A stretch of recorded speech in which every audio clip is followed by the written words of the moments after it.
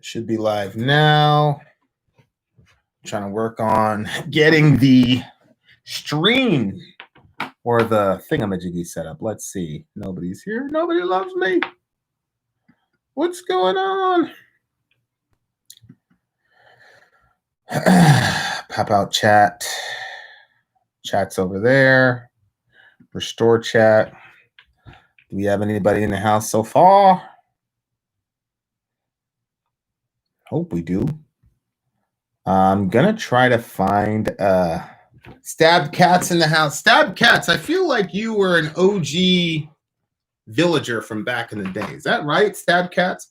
What's up, Vicarious Jambi? Clay in the house, Isaac in the house, 2 in a row. Yeah, man, I'm really trying to keep the firesides consistent where you can hang out with your boy. So, inshallah. Gnostic Magdalene, what's up, Gnostic Magdalene? Sean, oh, hey, Sean. Sean showed up yesterday, and then I had to peace out. I felt bad. Pregnant teacher in the house. Sarmiento in the house. Juan in the house. Texas. Tejas in the house. Tumba in the house. Dreams in Digital. Night Owl. Chris, the big homie. All my friends. All my friends. Hold on, y'all. Let me get our Facebook folks up on the business. Let's go to the village. Let's see here. Village, come chill with your boy.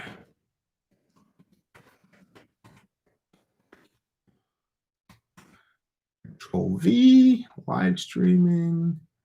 Vin and Sori Village. Let's go to Middle America. I'm on a different page right now, guys. Don't worry.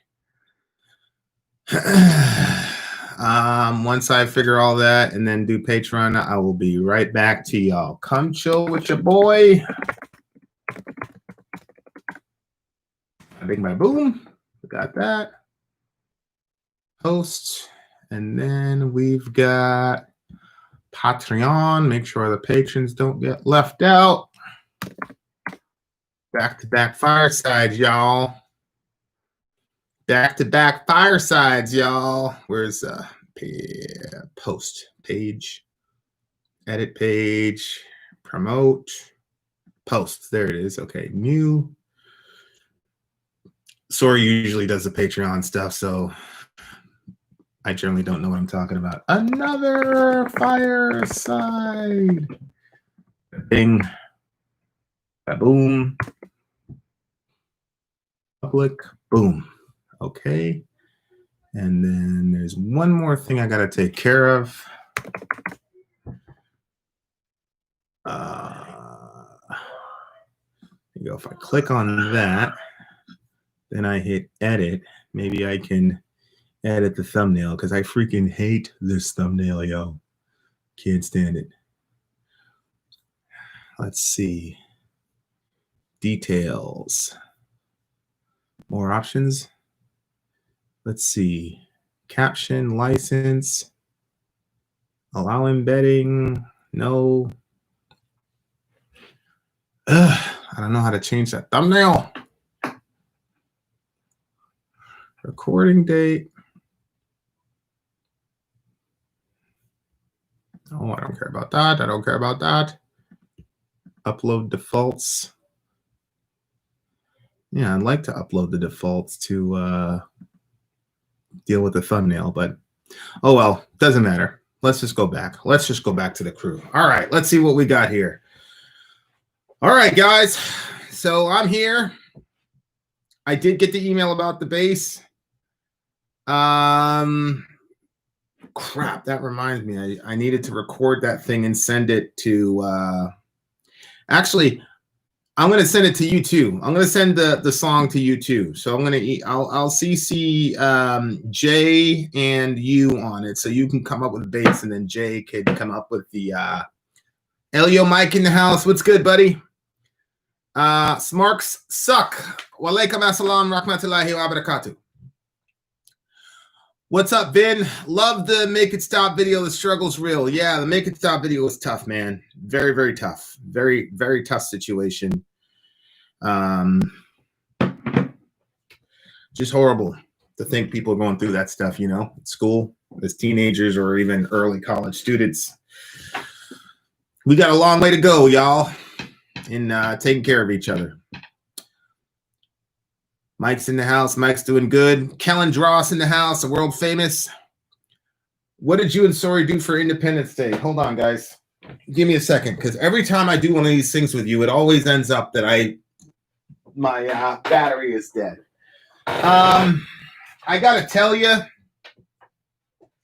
I'm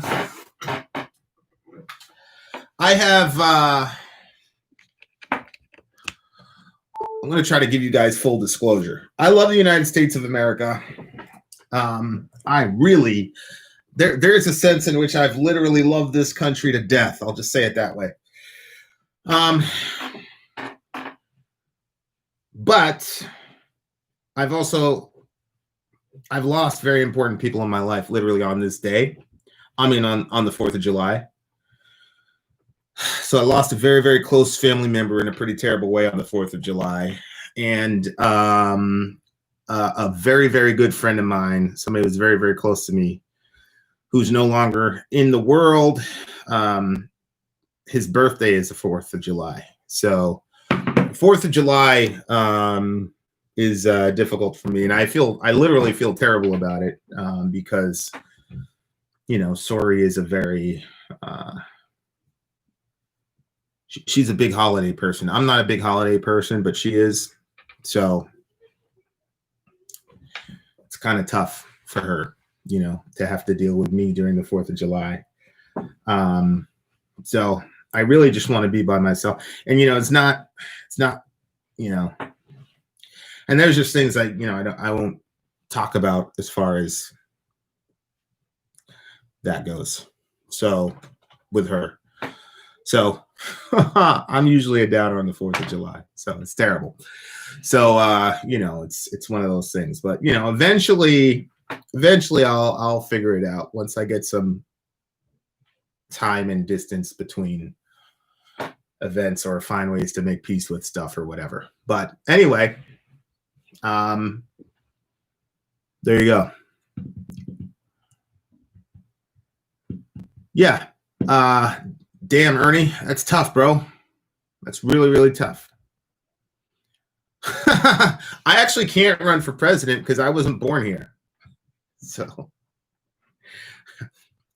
I would never run for president. I would never run for president.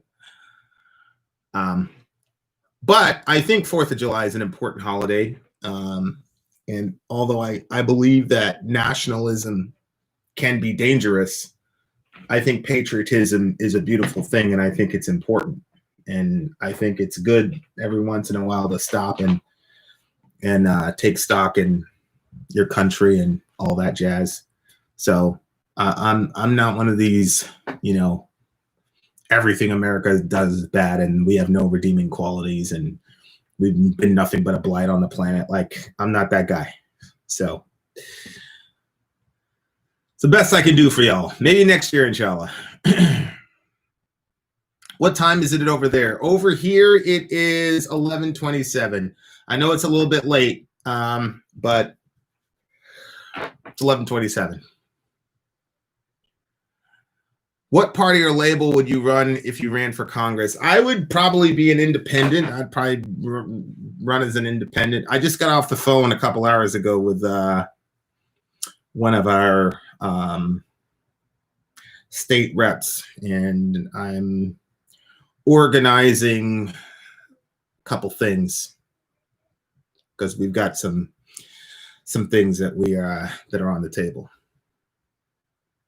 Hope Gershon. Hope you're taking care of your up dog. Yeah. For sure. I'm taking care of my up dog, you loser. I'm a big fan from Saudi Arabia. I love you, Vin. Mashallah. I appreciate it. Love you guys, man. Hope you guys staying safe. Hope you guys enjoying the medal. Hope things are going good for you over there in the land of Rasulullah sallallahu alaihi wasallam. Rajin, I appreciate you, my dude. Where can we listen to your music?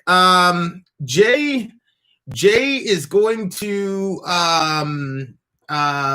get my thing, and I also have a bassist who's also going to get my thingamajiggy. So that is coming soon. Jo Jorgensen is an American academic and libertarian political activist. I've heard a lot of people talk about her recently. I don't have a, hey, Vixen from Russia. Das Vidanya. I think that's how you say it. I don't know enough about her. Am I in talks with Susan Collins? It's very, very possible. I'm kind of like trying to do a both sides against the middle thing, Ron. So yes, that's on the table. Black man was almost lynched on Saturday. Yeah, I saw that video. I haven't been able to research it yet. I only saw the claim, but I haven't been able to research it yet and completely and totally confirm it. So that's why I didn't speak on it. Not that I think anybody's lying. I just think that there's so much sensationalism happening, and I really, really want to make sure that with something that inflammatory that I'm completely and totally factual on it before I talk about it. And so that's why I didn't address that. Doing better today. Jo Jorgensen talk shit about Tulsi, so if you see her in the streets, it's on site. Do I like Rammstein? Yes. I do like Rammstein. What's up, Larry? What's your favorite pizza topping? There's this pizza that I get. It's Italian sausage, spicy Italian sausage with feta cheese. That's my favorite type of pizza. At times, it seems the media wants a race war. The media definitely wants a race war because it's going to increase the capital for their particular companies. And a lot of these guys live in gated communities. So if a race war did pop off, they would be safe. While the rest of us have to deal with going to Walmart and all that, dealing with the purge. I don't think a race war is going to occur. I do think situations like the Chipotle incident and the Missouri incident, in which I don't judge any party in any of those altercations. I don't judge either party in any of those altercations because of the fear that's being propagated almost 24/7, and there's almost no reprieve from it. So I do think it's going to end up getting bloody and people are going to die over it, but I don't think it's going to result in an out-and-out race war. But tell that to the people that are going to be suffering the consequences of it. Like, hey, you're burying your son, but hey, at least we're not an out-and-out race war. So that's why I'm trying really hard to make sure I double and triple verify everything and try to provide some sort of context around everything so that people, like I said about like the Missouri couple, where they pulled the M16 and the 9mm, that couple, like I didn't agree with the way that they were being demonized. I can understand from a human perspective the fear that they were probably experiencing. So that's kind of where I'm at with it. Favorite Mayhem song? Say hi to me, Vin. What's up, Rohit Bardwaj? Please forgive me if I completely butchered your name, my brother. But you said say what's up, so. I really want support from people because we might start uploading songs on YouTube of our new thrash metal band. If you have a thrash metal band from Saudi, then I'm gonna find a way to promote y'all for sure. We have a group of 300 all dressed in black down here in Georgia walking. The Black Power group. Yeah. I'm actually trying to land an email and a discussion with those brothers. Because, that's the American way, right? They've got freedom of speech and they've got the well-organized militia. So they're taking that Second Amendment stuff literally. And now all of a sudden people don't like the Second Amendment when a bunch of brown folks start walking around with their assault rifles. But, I'm not a fan of that because I'm a pacifist. So I'm not a fan of that stuff. Vin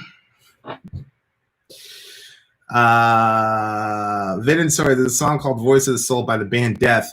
We actually did Voice of the Soul on a Fireside, and then Death's record label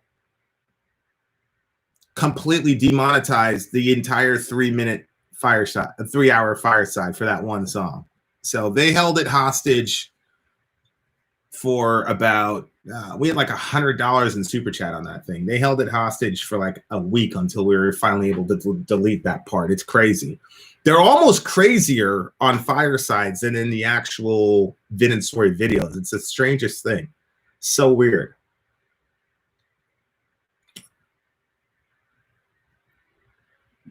Vin, you ever been to Australia? Would you consider visiting sometime in the future? I was in Australia for 2 days. So, yes. Theosis loves the guys marching down the street. I figured you would. I figured you'd enjoy them walking down the street. I'm not really a fan of that. Since you recently did Acid Bath, you should do Sammy Duet's current band, Goat Whore. Ugh. Alice in Chains with William Duvall. Not yet. We have never. I don't know who William Duvall is. What happened in Georgia is the exact Black Panthers in the 1960s and 70s. Can you speak on that? Well, yeah, the Black Panthers were there to police the police, and for the most part, they were very effective. But there's a sort of Pan-African strain to this particular group. I think they're called the NFAC or something like that, and I think that's where there's a bit of a distinction. Have you convinced Sori that the moon landing was real yet? I don't think there's any human being on the planet that can convince Sori that the moon landing is real. Are racial dating preferences racist? Hey, Portia Pierre, good night. I have a hard time saying that racial dating preferences are racist. I have a very hard time with that. Because in my mind, racism is ultimately about the supremacy of one race over another. And that doesn't necessarily mean that because you are physically attracted to people of a certain race and you're not attracted to people of another race, that necessarily means that you believe in white supremacy or black supremacy or Asian supremacy or anything like that. I was reading this thing about this thing called genetic sexual attraction. It's where two siblings, it's usually siblings, who basically the way it works is they're with each other till they're about 3 or 4. They get separated and then they reunite when they're adults, and they find this crazy attraction to each other. And one of the scientists were theorizing that because our siblings share the same features as us, and he's talking about the ego and things of that nature, the person then becomes kind of like a reflection of who we are. And so that plus the emotional ties that they had when they were younger prior to pubescence, that when those two reconnects, it creates that. That's a theory for GSA. My point is to say, if people are attracted primarily to people who look like them, then and you are socialized by being around a singular type of people, then I don't see how that could be considered racist. And the other thing is, there's a reason that interracial couples are usually in the minority. America's a melting pot, but by and large, interracial couples are still very rare. It's very rare that you see a stereotypical Asian-looking person with a black African-looking type person. So I just think the human heart and human mind is way too complicated to just say you're a racist if you are only attracted to Nordic-looking people or whatever. It's different when you say, I am not attracted to Nordic-looking people, and if you bring a Nordic-looking person to my house and I'm going to disown you, that is racist. But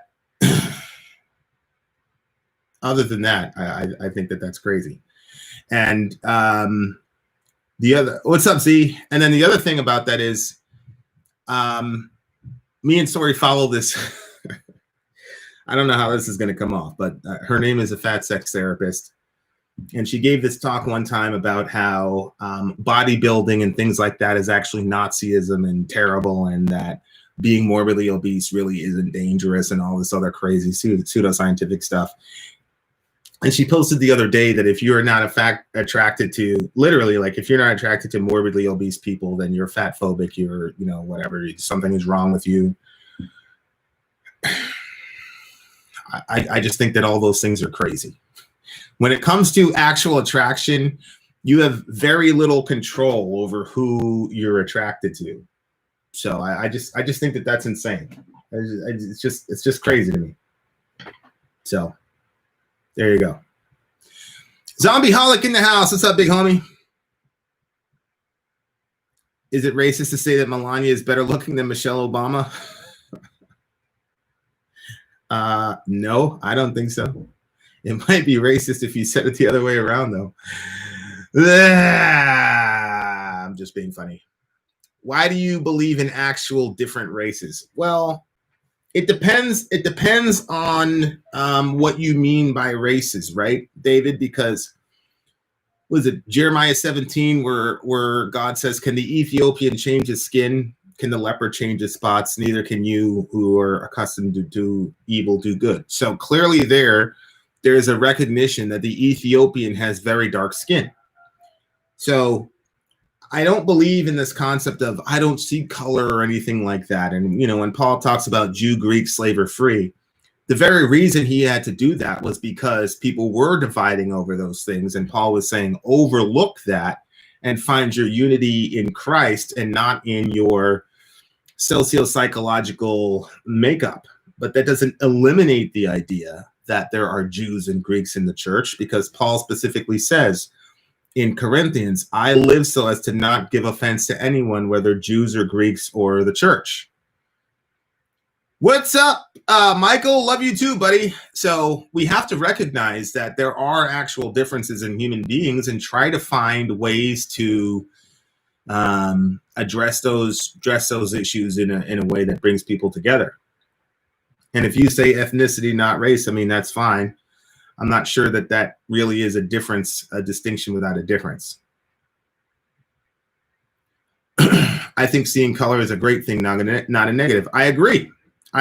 And distinctions are very important, especially you get to Revelation 7, where John says that he sees every tribe, tongue, people, and nation worshiping God before the throne. There's a reason that John divides every tribe, tongue, people, and nation, because it is a beautiful thing that God is able to pull off this concept that you could get billions of people from all different walks of life going in the same direction. I think that that's a beautiful thing in God's eyes. And so to sort of just flatten everything and say, we're all just the human race, you're not going to find that in the Bible. You know, it's Mike Ray, right? No, I did not know it was Mike Ray. How you doing, Mikey? Good to see you, buddy. I had an echo last Thursday and a stress test today. All came back great. Thank God, Zombie Holic, which I'm happy now, but now I have to focus on my sleep apnea. Thanks for your prayers. Definitely needed. Yeah, we've been doing a lot of praying on that prayer board, man. You guys have, you guys are important to us. So that's good. Thank you for sharing that. There's been so much chatting that I did not get to see David's response. Where is Sori? Sori is doing something with the channel or with Patreon or something.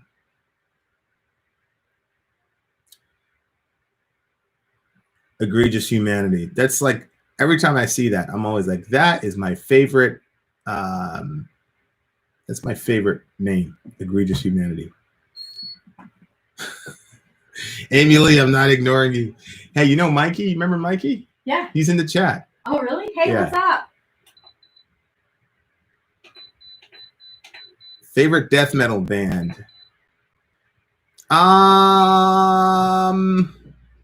Favorite death metal band would probably be Death, the band Death. I don't think I've ever heard a bad song from them.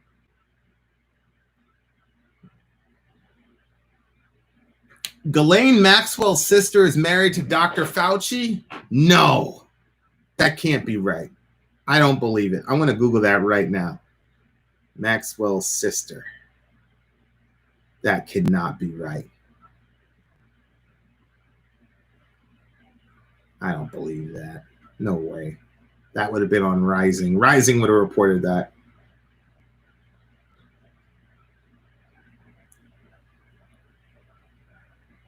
The Boston Globe. I am not seeing any of that in any reputable news sites that Ghislaine Maxwell's sister is married to Dr. Fauci. I'm not seeing that anywhere. The woman in the profile pic is my mom.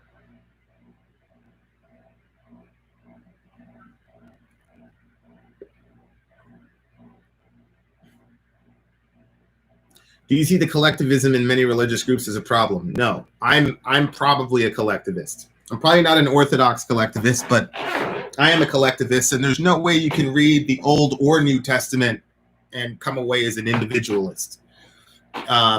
In the New Testament, you're either in Adam or you're in Christ, according to 1 Corinthians 15.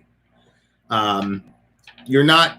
There's no idea that you're like this separate, autonomous, category of being apart from other people, especially when you look at the covenantal understandings of the scripture from the Old into the New Testament. You're going to have a very, very hard time arguing for rugged individualism from a New Testament or definitely not an Old Testament perspective.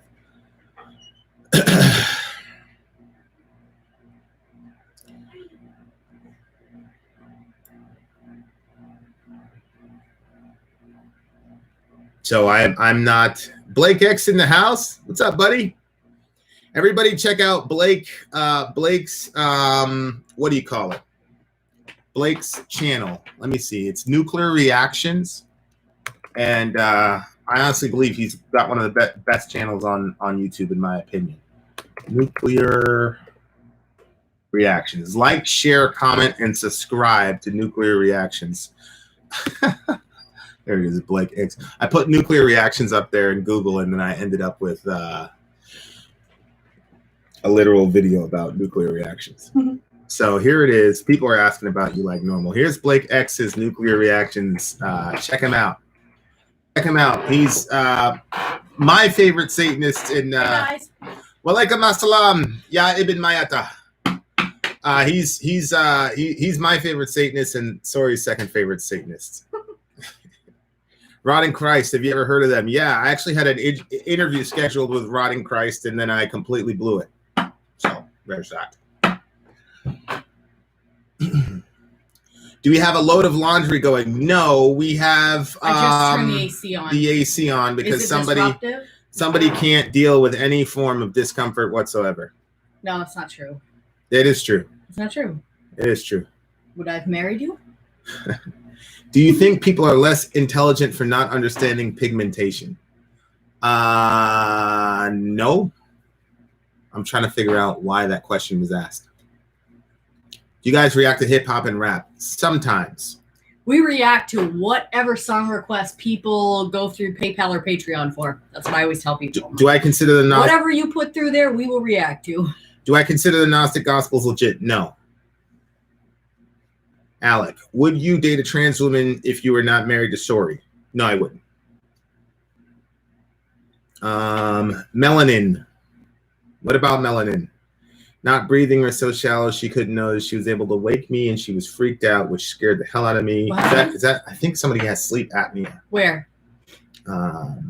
And somebody we were praying for ended up in a pretty good situation. A customer came into the store and saw a guy with a BLM shirt and started shouting, "We're all Americans!" Oh my gosh. I don't really know what his point is. Maybe some people don't feel like that.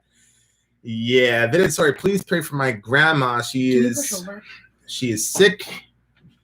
And I mean a lot. Thank you and good night. Starting work tomorrow after being unemployed for a moment. Whoa, congratulations on getting your job back, bro. Oh, that's good. Zombieholic Vin, you may want to add Cassia Campbell to the prayer board. Oh my gosh. Well, I thought actually that she did a while back. Our Cassia, the Cassia that's in here? Wasn't she just here?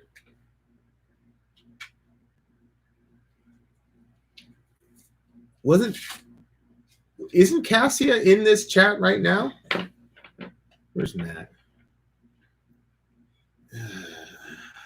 Damn it. I thought that Tell you she what, was this COVID thing is feeling this COVID thing is pretty terrible a while back. killing me. I don't know. Neil said she was here. We gotta follow up on that.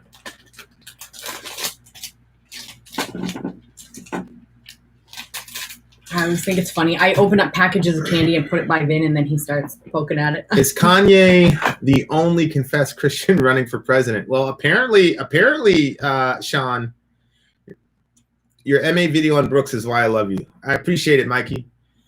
Really, Tosco? She is? That's not a good thing. Tosco what? What did Tosco say? He said that she's already immune compromised. Oh, yeah, I knew that. That's why. Yeah.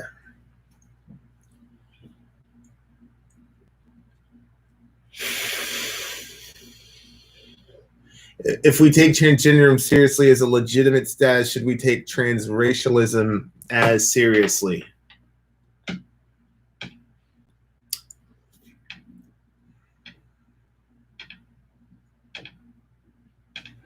What was the question? I don't know. This is kind of similar to the Game of Thrones question somebody asked me a couple days ago. I never like just throwing out an answer to a provocative. He's saying if we're taking transgenderism seriously, should we take transracialism as seriously? Remember that white lady that said she was black and all the rest of it? Yeah. I'm not sure. Because I'm not particularly certain about. I don't think there's been any real science dedicated to quote transracialism. So I'm not certain that they're equivalent. I don't know. I'm not sure. It's a good question. I'm not sure. I see in the future we in Christ will populate this world, but those who reject Christ are in a place without God, but with the adversary, and this is so awful. People without God are hopeless. Yeah, I mean that's pretty much been the narrative for 2,000 years. The Revolutionist. I actually Rachel don't Dolezal. Yeah, that's her name. watch any YouTube channels. Yeah, sorry. I listen to some music, but I don't listen to any channels. What's your favorite YouTube channel? Oh, Wisecrack. I said it yesterday. Yeah. Wisecrack is my favorite YouTube channel of all time. I think he's got the greatest YouTube channel of all time. Really, really good. I think Wisecrack is like what YouTube is at its best. I think if I didn't have so many kids, then I might enjoy like a channel more. Like Vin shot a video today and I wasn't in the same room and I kind of wanted to hear what he was going to say about it. So I jumped on and I was listening to his video through my phone. And when he stopped the video, he was like, all right, I'm gone. And then he like hit off the live stream. And like, I felt sad. It was a weird feeling because obviously I could just go back into the room with him. But like, I was thinking if I didn't have such a full house all the time and I was watching live streams, I would be sad when the live streams would end. But I've been like that ever since I was a kid. I remember my parents would pick up people and bring them to church. And every time we dropped off the people back at their house, I always got really sad.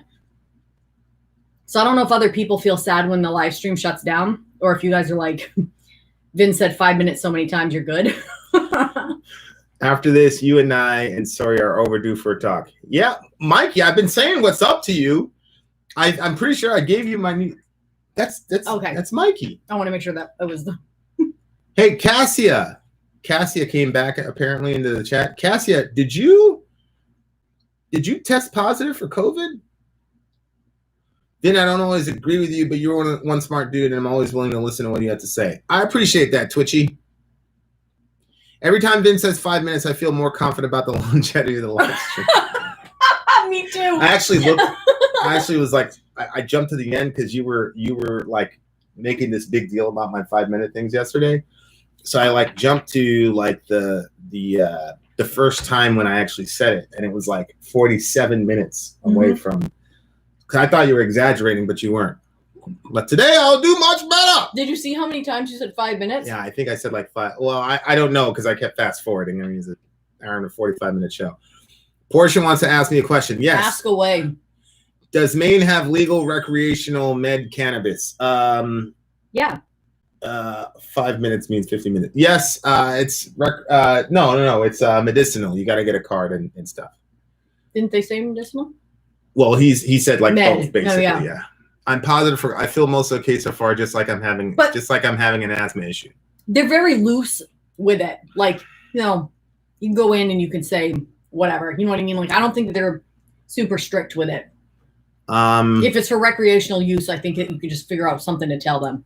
It's not like they test you or anything. Okay, Cassia, keep us posted, please. Oh my gosh. We'll definitely. How are you feeling right now? She said she feels like she just has her asthma or something like that. Well, so we'll pray for her. She's gonna be good. She's one of our people. She's gonna be good. For sure. Once you're not worried about COVID anymore, what's the first thing you hope to do? Well, I feel like by the time we don't have to be worried about COVID anymore, the baby will be here. So, but if it wasn't that, I actually really miss going to escape rooms with Vin. So I would have wanted to go to an escape room. I had a dream last night that we got to go to one. It was really fun for us. It was like kind of team building. I got to get mad at him because I knew something he didn't know. What is the meaning of life? To love the Creator and others, to have a relationship with the Creator is our purpose, to make the family bigger every day. I agree, Mr. Najor. I want to know what that question was if you wanted to ask. They'll ask it again. Usually when I miss questions, people ask them again, inshallah. Yeah, I thought about the movie theaters today, but I'm not. For me, going to the movie theaters is cool, but I like snuggling into bed with Vin and watching a movie more because it's more comfortable. What's your opinions on the Book of Enoch? I think the Book of Enoch is a necessary book to understand the New Testament and certain portions of the Old Testament. Jude actually quotes the Book of Enoch verbatim. Jesus quotes the Book of Enoch a bunch of times. Remember that time I did that Bible study and I showed you the Enochian stuff? So I think Enoch is very, very, very important. What's up, Greg? This is his first time with us live. Yeah, the big thing for me is live music. That's the big thing. You know, we're talking about hooking up again with Head and things like that. So that was cool, and so I missed that. I missed the live music thing for sure. Yeah, Alec, we're pregnant again. We're halfway through. Is he asking that question? He really didn't know? He really didn't know. Okay, that's very strange. Best state I've ever lived in. Probably Florida. How do you feel about the rapture? Vinny, have you ever had sleep paralysis issues? I know you scared Sori's demons off. I had sleep paralysis one time and I didn't know what was going on. And it scared the crap out of me. And nothing spiritual was really happening. Nothing spiritual out of the ordinary based on how I came up. You know, it wasn't that big. Sleeping Giant, greetings from New Hampshire. Greetings, sir. Somebody asked about rapture. You were about to answer it, and then. Oh, the rapture. Yeah, I think the rapture, as far as like the modern understanding of the rapture, is the worst form of escapism and extremely harmful to the world. I think it's a horrible, horrifically terrible doctrine. Music and beyond. I miss live music. He misses it so much that he puts on live videos on YouTube and stands far into the screen.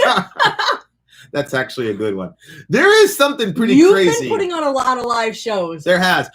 There is something pretty crazy, though. I mean, going backstage is fun, but there is something crazy What's about up, Whiskey Smile? The first moment when the main stage band and the curtain drops and there they are and they're like, you can't replicate that. Anytime you're willing to turn that off, that would be great. Okay. You can't replicate that feeling. Sexuality isn't race, song snob. You're trying to move the goalposts.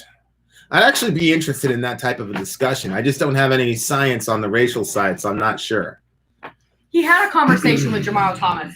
Yeah, we had like a 3-hour conversation with the big homie. Where is it? How many times have you heard the Is it on Middle America? How many times have you heard the Holy Spirit audibly? Audibly? That's actually a question I will not answer. I don't think I ever have. Would the GA situation be more in line with Marcus Garvey's philosophy? It's closer in line to Garvey's philosophy for sure. I mean, Garvey's philosophy was ultimately get a bunch of billions and then rebuild Africa. But this was closer than anything that we've seen so far. Ben, I saw a comic and I sent it to Vin. I was like, this is Ben Webb. I'm going to email it to you right now. Is Ben Webb in the house? Oh, yeah. There he is. There he is. He is in the house. Doesn't he email the Vin and Sori email? Yeah. He never texts me or calls me, but I'm like, hey man, how you doing? Blah, blah, blah. Ben Webb doesn't care about me. Does that surprise you, or you just hoped he would? No, it doesn't surprise me. I mean, it's Ben. Oh, look, here's an email from Ben unopened. Who do you hate more, Catholics or Mormons? I don't hate Catholics or Mormons. The Holy Spirit called me one time. It was the wrong number. I was stuck for a law. The first time I heard the Holy Spirit, it was during the worst sleep paralysis I've ever had. Whoa, that's deep, bruh. Love the community you've created. It inspired me for my channel, allowed me to make so many new friends. You never knew what or whom is going to be a catalyst for change and growth. I know, man. It's okay, crazy. Ben, I'm sending you an email right now. I'm replying to something that you sent us. I'm sending you that comic and just switch Gary to say Ben Webb. It's okay, Vin. No one ever calls me either. I know. What's up with that? I should post it to Instagram so everybody else can see it. Did you see Mahomes' new contract? $503 million in 10 years. Just saw it. I'm amazed. He's worth it. Yeah, I mean, kudos to him. That's gonna push up the bottom line for a lot of other QBs. So good for him. That's deep. Taffer, I didn't even look. How's the night going? Night's going good. Hanging out with you beautiful people. So firesides are mostly for me. They're not for you guys. I love these things. He's not joking. Dad's going back to the hospital. Okay. We'll keep it gully for you, buddy. Who? Best Christian band you've seen live. Well, we were about to see. Why didn't you answer my questions? Larry. Oh, sorry, buddy. We were about to see August Burns Red. I had that lined up with a publicist, and then another thought on another Catcher in the Rye review. I really want to hunker down and I've got a goal to release about 5 or 6 videos a day next week. So if I can accomplish that goal, then it'll free us up to do more things like the Catcher in the Rye thingamajiggy. Ben Webb says, Gary seems like a cool guy. Remember that comic that I sent you and I said change Gary to Ben Webb? Oh.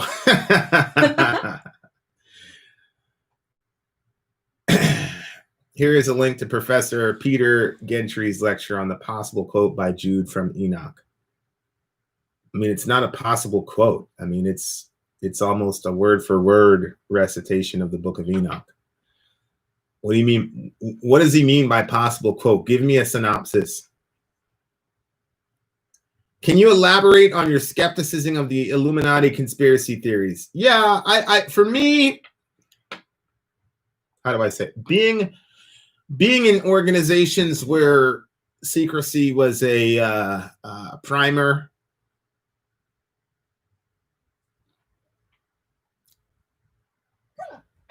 really, really big secrets get leaked very quickly. It's just human nature and human psychology.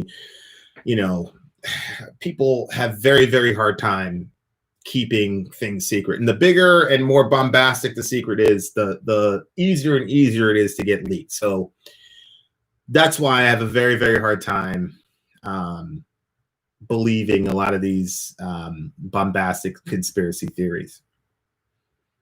That's why. What did She asked her question. Who's she? Important. Who's better? Halloween or Dragon Force? I'm going to say Halloween because we haven't listened to any Dragon Force because we're worried about getting a copyright strike. So I've listened. We've done like 3 or 4 Halloween songs.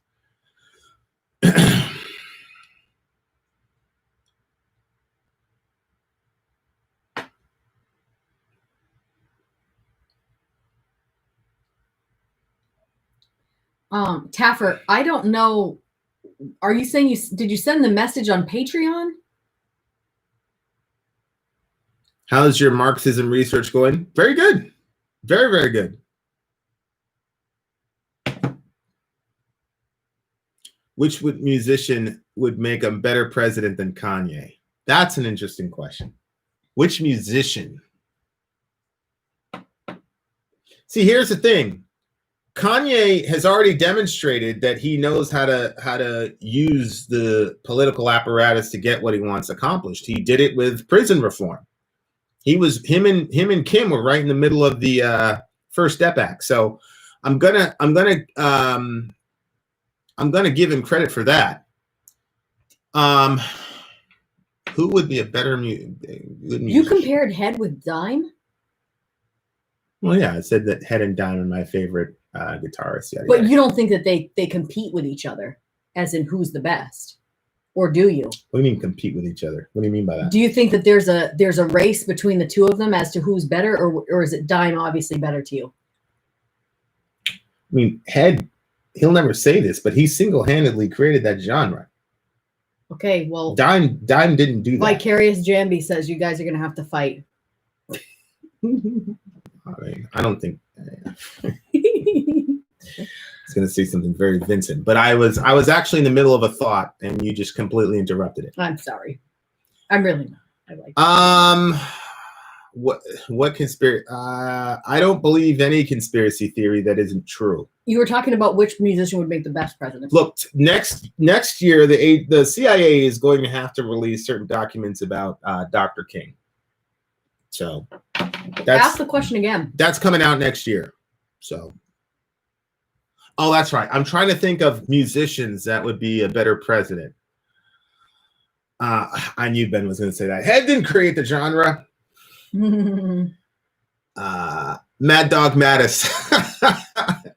Mad Dog Mattis would body the entire world. Since I'm a Christian Marxist, I have never had any truck with relativism or liberalism or all the racist tropes you just listed. Song snob. Okay, he's in a fight with somebody else.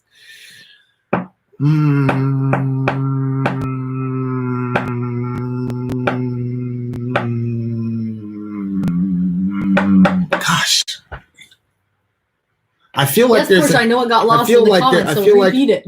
I feel like.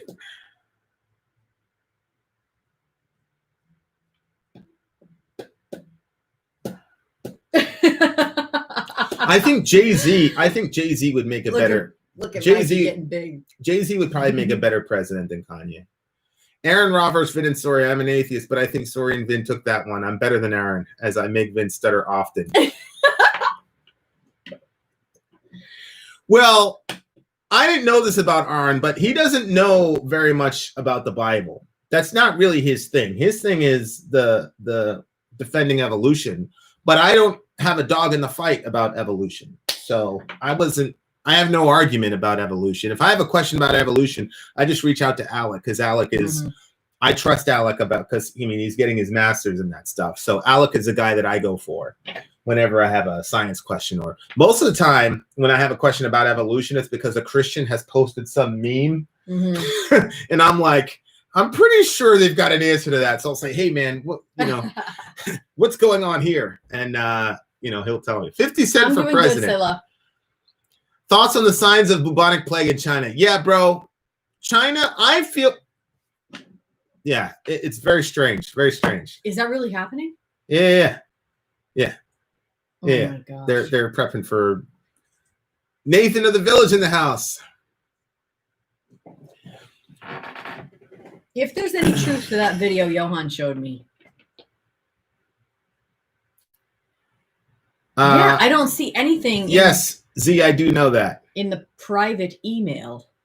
I'm looking right at it now.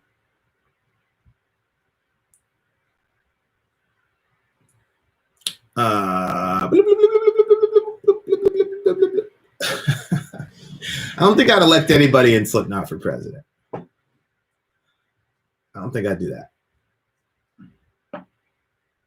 Can we skip the rest of 2020? I don't know, man. 2020 has been a hell of a year. Hell of a year.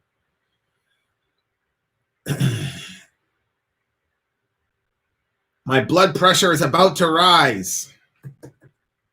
I don't know. Why is your blood pressure rising?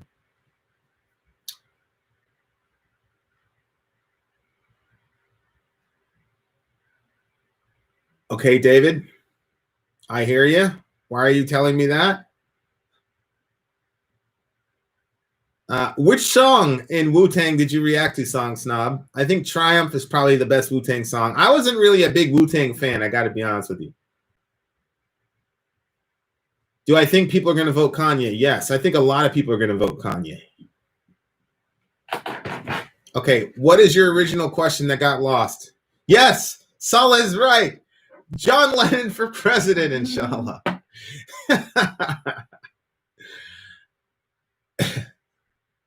Oh, my Lord.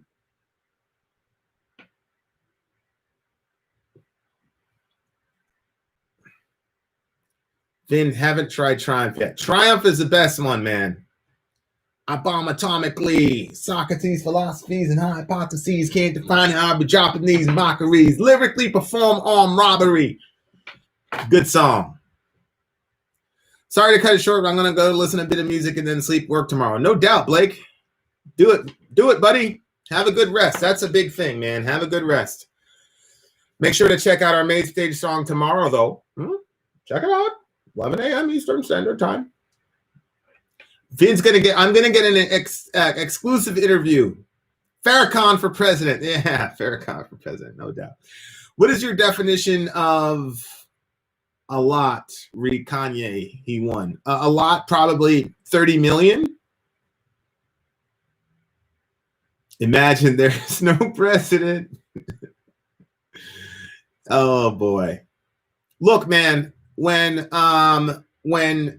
Trump came down the escalator and did all that stuff, I was like, nah, there's no way. I was actually out on assignment. I was on a treadmill when the Trump thing popped up on the little thing. I was like, holy, and I texted you. I was like, yo, Trump, that's been pretty crazy. That was unbelievable. Portia question is about Halloween documentary. Oh, what's a Halloween documentary? Favorite hip hop song of all time? Notorious Thugs, Notorious B.I.G. and Bone Thugs, and then One Mic by Nas, and then I have a song that I wrote that's like my third favorite hip hop song of all time. It's really good. I enjoyed it. Later, Jambi. Appreciate you.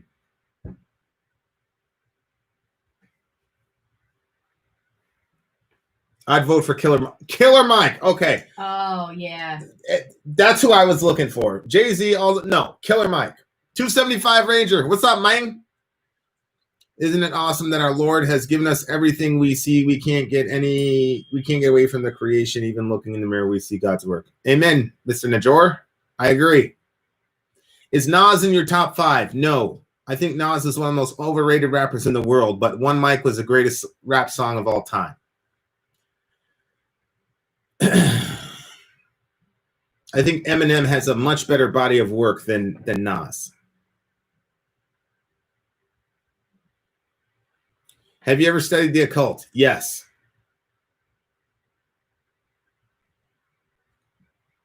Eye to eye, Vinny. See, me and Zonia, we know the deal. Have you gotten in contact with Anselmo? I sent him a message, but I'm sure it went to his other folder because I have to check my other folder every day, and there's usually hundreds there because people message you that are not on your friends list. It goes to another folder, and you don't see it unless you actively go after it. Did my first no GI class in BJJ in 20 years today. I'm pretty sure that I'm dying. You got to keep up the cardio, bro. Got to keep up the cardio.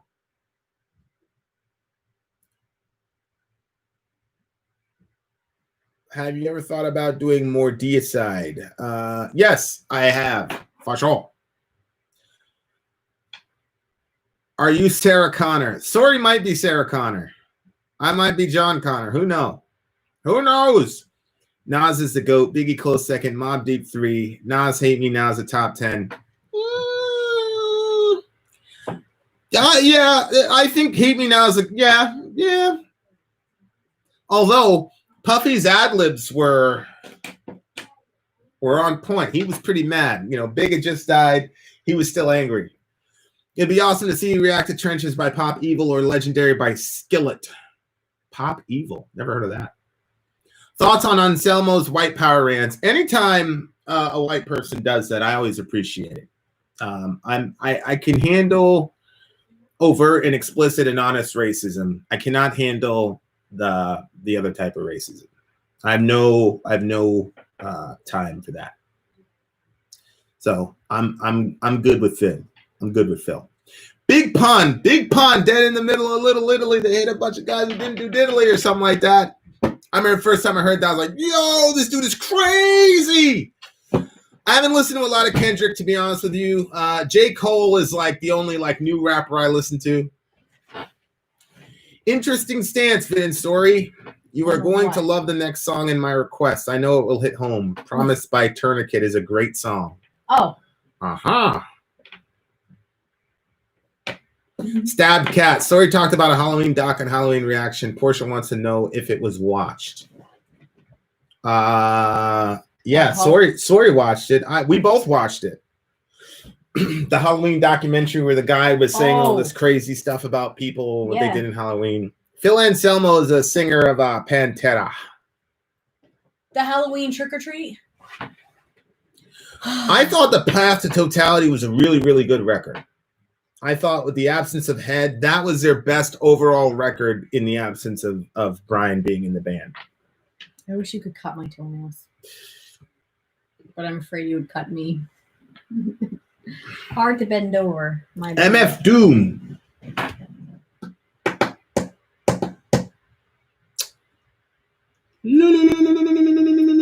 What band from the past would you like to see? Pantera. It's easy. Pantera. I want Cowboys from Hell.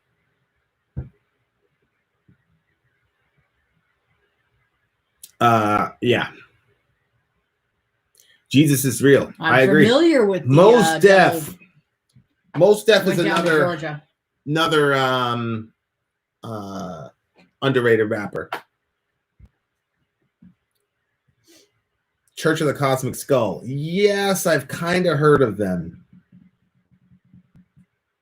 Hey, Vin, the links you've been putting in the Patreon messages for the Fireside videos do not work. Of course they don't. That's how I was saying that Sori is my thingamajiggy. I hit it here, and it goes to, where does it go? Yeah. Well, that's very strange. Well, it kind of works. Kind of doesn't. And I still cannot. Look, it says excellent connection. Look at that. Yeah. Now, if we could get what's his face to figure out, we would have an actual decent camera. Stream health. Stream health is good. It goes to YouTube Studio, which is for the streamer. Yeah. Right. Oh, is that what she said? Yeah, that's probably right. And I still don't know how to edit the thumbnail because the thumbnail is terrible. Is it? Yeah, it's got this bad camera. You know what's funny is this camera was better than that camera. Oh, did you clean your thing? The other thing is the lights. Yeah. But maybe we should do one of those. Remember the white lights that we had over there? That might be it. I don't really think that that's the problem. I think it's a lighting issue. It is. And we can get Johan to bring that light, put it over there, or when we move, we put it on there. Does this help? Yeah, I actually do think it helps a little bit, actually.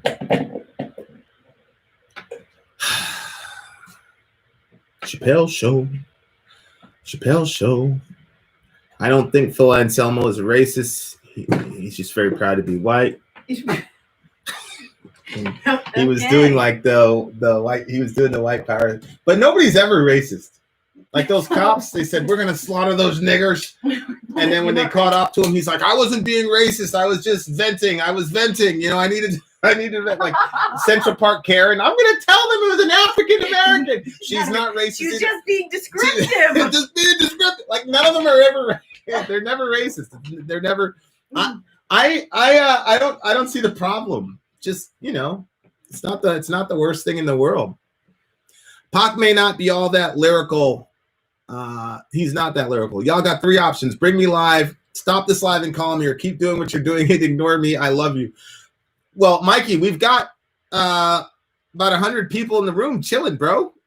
You know what I mean? Brother Ali speaks real truth and super devout spirituality too. Brother Ali. Why does that name sound familiar to me? Yeah, Song Snob. Because of Aladdin. Well, here's the thing, Overshadow Sean. Elijah Muhammad had the KKK speak at one of his Savior's Day functions. Like, I don't believe that a person being a racist is the worst thing on the planet.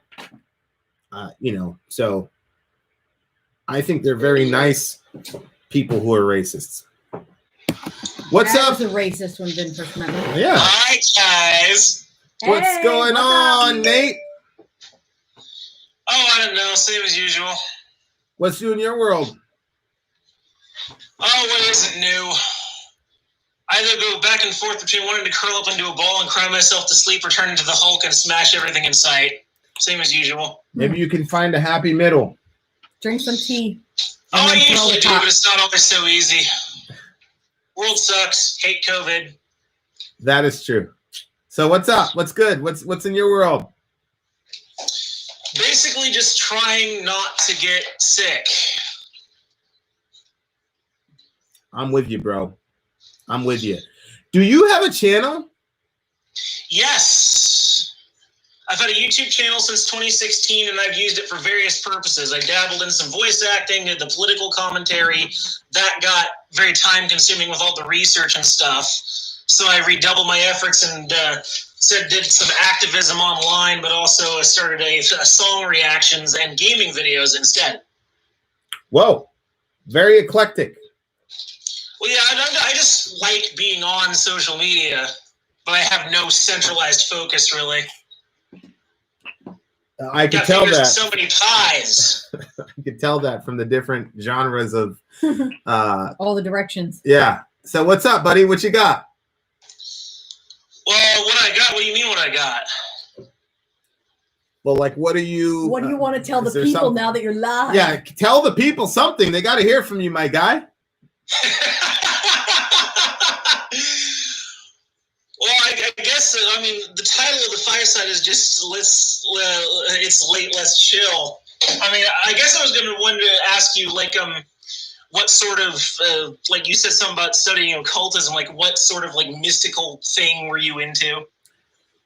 Well, I had to look at Kabbalah for a while in order to understand this other book that I wanted to get. So there was this really interesting book that I wanted, and I read the first 5 pages, and he kept making all these Kabbalistic references. So I'm like, okay. So then I had to put the book on hold and then go. I've never talked to you about this book. I had to put the book on hold and then go do a lot of research for about 6 months in Kabbalah before I had to go back and read the book and understand it intelligently. So there's actually a lot of Kabbalists throughout the ages it's been very, very interesting. That's where I got, terms like the Ein Sof and all that stuff came from my research with Kabbalah. All I really know about Kabbalah is that it's kind of like Jewish Hebrew mysticism, isn't it? Yeah, it's kind of really where they began to combine drugs with mystical experience and things of that nature. All I really know about is there's a book called the Zohar, which means a book of splendors, and it was sort of the inspiration for a 3-part RPG series on the PS2 called Xenosaga. Yeah, there's a ton of Kabbalistic influences in the modern world. It's really, really interesting stuff. A lot of people have no idea. But that game series is more of like a sort of futuristic Gnostic doctrine kind of thing. Mm-hmm. Yeah.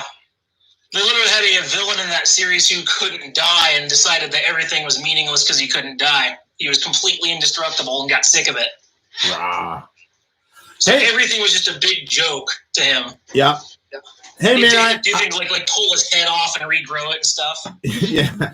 Gross. I appreciate you calling in. See you in the chat, buddy. That was Nate of the Village. I don't know what his name is in here, but he's Nate of something in here. Say which, what's up? Little Fey Witch in the house. Mm. Pretty over the Middle Eastern death cults. The Kabbalists weren't death cultists, though.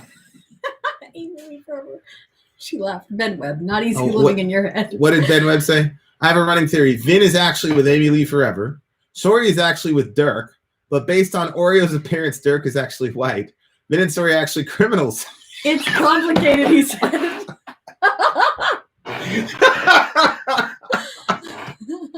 Every time I do Fireside, I'm like, please let Ben be there. Please. He's always going to say some very horrible, over-the-line insult I know. that nobody else on the planet would be able to say to my face. Amy Lee says, Ben Webb, not easy living in your head, but you're into something. Can you blame white supremacists? You should see the garbage they teach Black history in public school. They do us no justice. Oh, I agree. Oh, that's cool. That's I cool, Sela. You got to see. I completely agree. That's why my black boys are not in public school. Long-time listener, first-time caller. My name's Crash. What's up, Crash? Hey, how are you guys? I was just wondering how you reconcile the evil in the Bible if the God of the Bible is intrinsically good. Well, it depends on what evil you're talking about. You talking about the evil of the devil? Well, okay. I misspoke. I apologize. Evil is subjective. Yes, correct? Well, no, I'm a Christian. I don't believe evil is subjective. Okay. Well, could you, if you could, define evil for me? Evil is whatever is contrary to the expressed will, purpose, and nature of God. Okay. So your God defines what is good and what is evil, i.e. bad.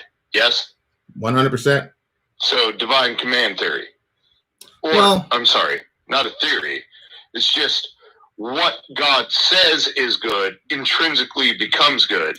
well, And it's what God says is bad intrinsically becomes bad. no, Yes? it's more of an ontological argument than a divine command theory. Well, yeah, we can talk about ontology all day, but that's irrelevant.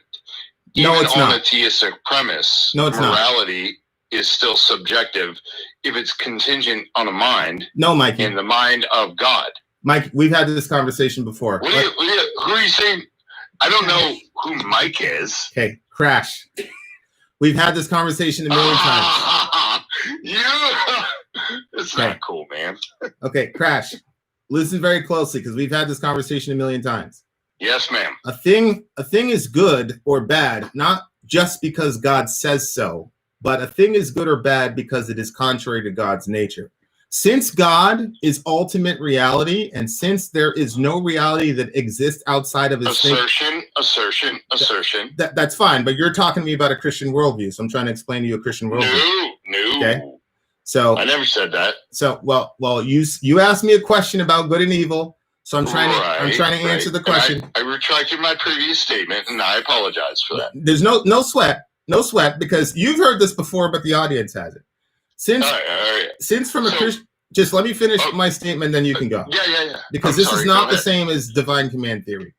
Well, it's not a theory. It's just Or divine command. Period. I wish you would have taken me up on my advice to you, and you would have read some Aquinas. But let me explain it to you. all right. Since when we say that something is objective, it means that it exists independent of thinking minds. And Yes. since there is no reality from a Christian worldview that is independent of God's thinking mind, But it is a thinking mind. whoa.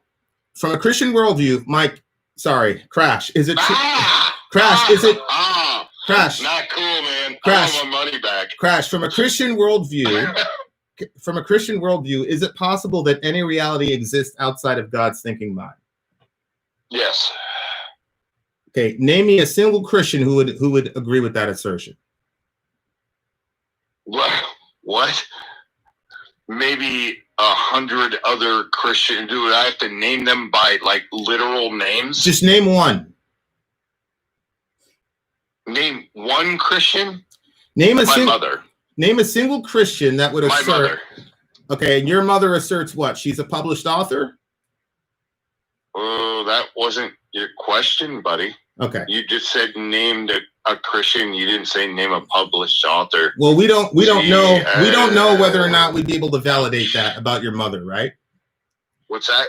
There's no way for me to validate that. Right, but that wasn't right. That wasn't what you said. So Mike, Crash, are you asserting? Crash, are you asserting? Alive, right? Are you asserting that this has been a common belief of Christians that there exists a reality outside of God's mind? No, I am asserting that. How would you realize that? What would your metric be? You know what I mean? Like even on a theistic premise, you even admitted it. Subjective and objective. No. You asserted that a year and a half. Independent of minds. Crash. Even on a theistic premise. Crash. It is literally dependent on the mind of an opinion of. Crash. And if your God is a thinking agent Crash. and a mind, my brother, morality is subjective. Crash. I never admitted such a thing. That's actually a lie. But okay. I don't believe that you're doing it. All of this, right? I don't believe that you're doing it on purpose. We've literally had this conversation 4 times. I can actually get you the link to the video where I explain this to you again in depth. That's fine. Okay, so let me try not to. We're on live right now, right? Yeah. Try not to interrupt me, and let me make the argument again. Sure. When we talk about objectivity, you and I's thinking minds do not generate reality. Our thinking minds observe reality. From a Christian worldview, God is the only being in the universe whose thinking mind actually generates reality. So when you talk about the term objectivity, you cannot use those same categories with the infinite God who is the generator of all reality because he is ultimate reality. Well, that's an assertion. That's the Christian. That's the Christian. That's an assertion. You can't demonstrate that. Right. Okay. So now that we've got that as a plank, if that assertion is true, then your observation about the opinion doesn't work, right? Operative word there. If. Yeah, but that's not what we're talking about right now. We're talking about divine command theory and the objectivity of morality. It's true. It's still thinking agent, and it is still dependent on its mind for morality. Okay. Which Mike, makes it subjective. Mike, is there any reality outside of God's thinking mind? Stop calling me some guy I don't even know. This is first time caller. Okay. Long time listener. Right, Crash. Is there any objective reality from what I just described outside of that being's thinking mind? But no one could know. Can you answer the question? No, I just did. Okay. No one can know. Well, if you can't answer that question, reality or morality? Nope. Let me try to say it again. I'm gonna say it one more time. I'm gonna make a statement, and then I'm gonna ask you a question. Then we're gonna play ping pong because I want you to be able to state your point. Okay. I already did. It was very clear. Since all reality stems from the mind of God because he generates all reality, there can be no reality outside of his thinking mind. It's just one of the things that makes him a unique being in the entire universe because every other creature's thinking mind does not generate reality. It simply observes it. So to apply that to God is an absolute non sequitur. Now, okay, so you just made an entire assertion through that entire thing. So say back to me what I just said. Say back to me what my argument was. Well, I can't say the entire thing, but you just made an assertion that God creates everything, God creates reality, God creates the rules. And I specifically, I didn't say the rules. I didn't say the rules. You cannot back up through any evidence whatsoever. My brother, I didn't say the rules. That's why I said, please listen very carefully. What I said was God's thinking mind generates reality. Yours does not, and neither does mine. That's an assertion that you can't back up with evidence. Well, we're talking about morality and divine command theory, right? Yeah, but you're making an assertion. So you're that making you cannot back up with evidence. well, You're saying we God's can mind. well here's the thing, Mike. We can Okay. talk about reasons for why I believe God exists. But your salient point that you made was that morality is still subjective because God's opinion on morality is still an opinion. And I'm trying to explain to you. Even if I granted that your premise that you said God creates. Nope. That God's no, listen. Okay. God's thinking mind generates reality, and there is no reality outside of his thinking mind. Okay. Okay. So from that perspective, then you would have to surrender your argument from subjectivity. No, I wouldn't, because number one, that's an assertion that you can't back up. Even if I granted it, it's still he's still a thinking agent. What does which objective makes mean? Morality subjective. What does objective mean? By definition. What does objective mean, Crash? Subjective is no. I asked you opinions and emotions. No. I asked you what objective mean. What does objective mean? You asked me what subjective means. No, I didn't. What does objective mean? Objective is independent of minds. Okay, very good. So if your mind generated reality, what would that mean? If my mind generated reality, mm-hmm. It would mean my mind generated reality, and then I make rules based upon my mind generating reality. I didn't say it. I didn't say a word. My mind generates reality. I didn't say a word. Now there's reality. I didn't say a word about rules. Didn't you just say my mind generated reality? I didn't say a thing about rules. Right. Okay. Right. But that would follow. So here's the issue. Okay. So we have objective reality that exists outside of our thinking minds. But if there is a being whose thinking mind is the source of reality, then that argument doesn't work for that thinking mind, does it? Of course it does. Because there is no reality outside of his thinking mind, is there? Yes, you just made the argument for it. Okay, thank you. You made the argument for it. That thinking mind generated reality, therefore it would be outside of its thinking mind. That makes absolutely no sense whatsoever. Unless you're saying God is dreaming us, then it would be internal. Either way, if you say that, not either way. Here, Crash. I'm gonna let you have the last word. I'm gonna let you go. Crash. No, if you say that's fine, you can have the last word. Crash. If you say that objectivity is measured by what is reality outside of thinking minds, but then you also say that there is a being that is responsible for all reality generated from his thinking mind. Right. So I'm saying that's what I'm saying. Our claim is that our being generates reality from his thinking mind. That's fine. Which means, hold on. Which means that your definition, and again, we had this conversation already, and you conceded this point. And you conceded this point. I concede. You did. Okay. But here. Well, hold on. Wait. Okay. Wait. I'm going to tell you the point that you conceded. So then I said, if you define objectivity by what is real outside of thinking minds, and there is a being whose thinking mind generates reality, then you cannot apply subjectivity to that being. And I didn't say. You said you're right, and then you went off into, well, prove that this is real. No, I'll show you the video. That's not what I said. I'll show you the video. That's not what I said. Okay. You did say it. I'll show you the video, and I'll put the link to the video for everybody in here to see, and they'll make their own decision. Oh, okay. Go ahead. You have the last word. Can we talk after you're done on this live? Me and Sori have to shoot a couple videos.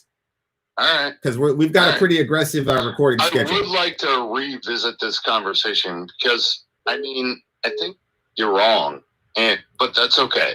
I mean, it's not me. It's Thomas Aquinas. We've already settled the urethra dilemma. I understand that. For an entire millennium. You do know scholars can be wrong, right? Of course they can be wrong, but nobody's ever answered. Nobody's ever answered Aquinas. Okay. Most of y'all aren't even subjectivity. Yes. Most of y'all aren't even familiar with the brother to even be able to interact with him well. What do you mean, y'all? Are you talking about atheists? I'm talking about modern day neo-atheists. When you say y'all, what do you mean? I just explained to you, modern day neo-atheists. What do you mean when you say neo-atheists? Well, new atheists? Yeah, the atheists that got converted from a Sam Harris video on YouTube and don't really know much about their own intellectual history. We've had this discussion before. I know.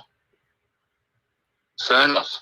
Today's atheists are not like Nietzsche, right? They're not. Nobody is like Nietzsche or Bertrand or Kant or Bertrand Russell. Nobody is like that. We're not talking philosophy, all right? Well, no, we're talking in complete philosophical categories right now. Well, kind of, but not really. Objectivity and subjectivity are very, very well defined. Well, if a God is a thinking agent, okay, this is all I'm going to say, and then I'll let you have the last word, and then I'll let you go. If God is a thinking agent, morality is subjective by very definition. Okay, thank you very much. Very good. First-time caller, long-time listener.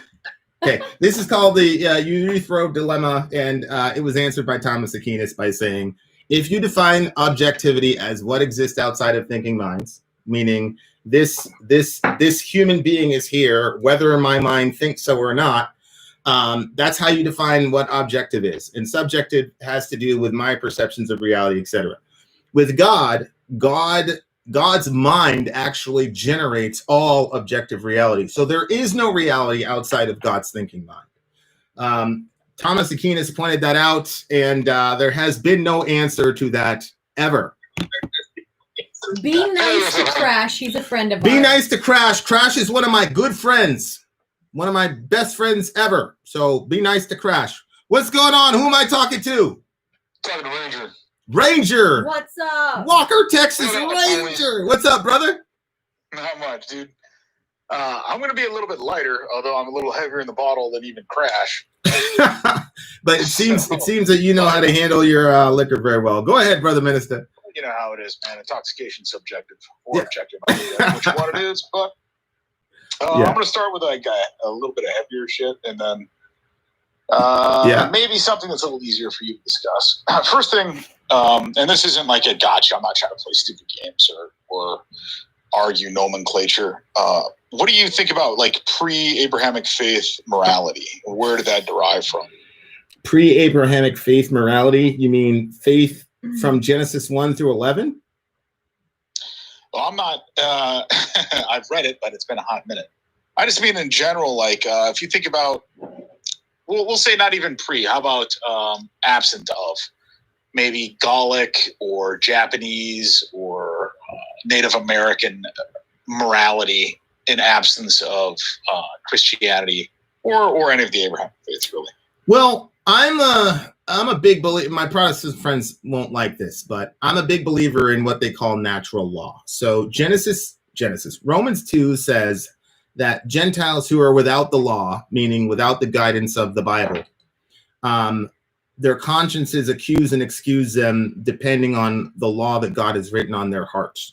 So if you look at Hammurabi's code, for example, where he says the strong shall not overcome the weak, I've done a lot of ancient Near Eastern stuff, Japan and all the other stuff I'm not familiar with, but I'm very familiar with Hammurabi's code. And also the Egyptian codes on morality that predate, Mosaic authorship, whatever you believe about whoever wrote the Torah. And so there are principles that people have had without what theologians call special revelation. So natural revelation is the basic law that God has written on the heart of every human being. And then special revelation is a specific law that God reveals to us in the Torah and the New Testament. So I do not believe that the vast majority of the world was the purge until, Moses showed up or until Jesus showed up. I believe that that the law was written on the hearts of people. And you can even see this in Genesis 6, where it talks about the spirit was striving with human beings. So I believe that people had some guy in a remote jungle somewhere currently is in relationship with God, and it's just a broken relationship with God, and that God is appealing to the law that's written on their heart, and he's wrestling with them to do the right thing and turn to him.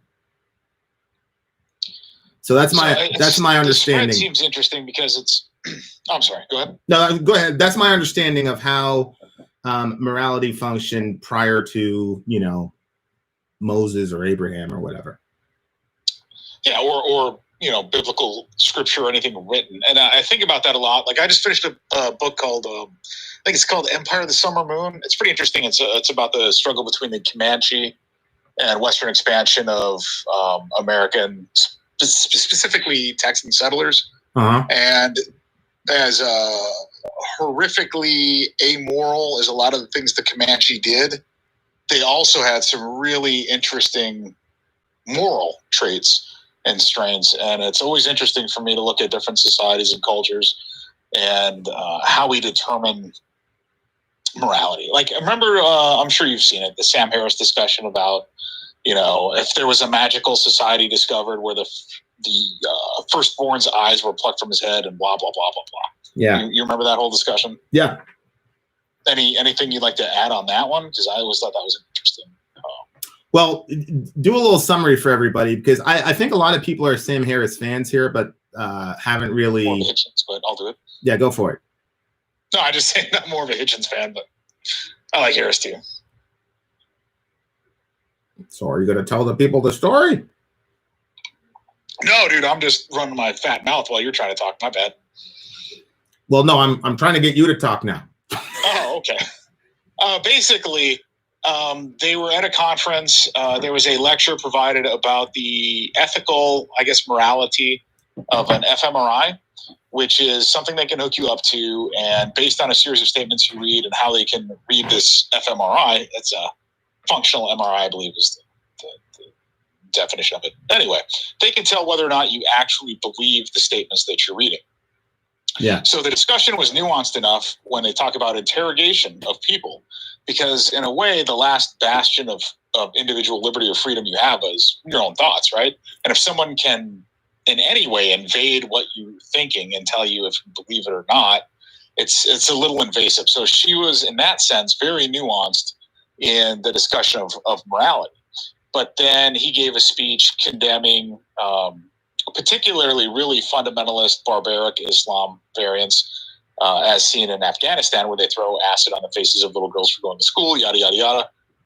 She was very offended that he said that. And she said, if it's not your culture, how can you say that that is moral or otherwise? I guess his counter argument was something like, imagine there's an island that we discover where there's people that have never met modernity. And in their religion, the firstborn child's eyes are plucked from the head because their holy book says they should walk in darkness.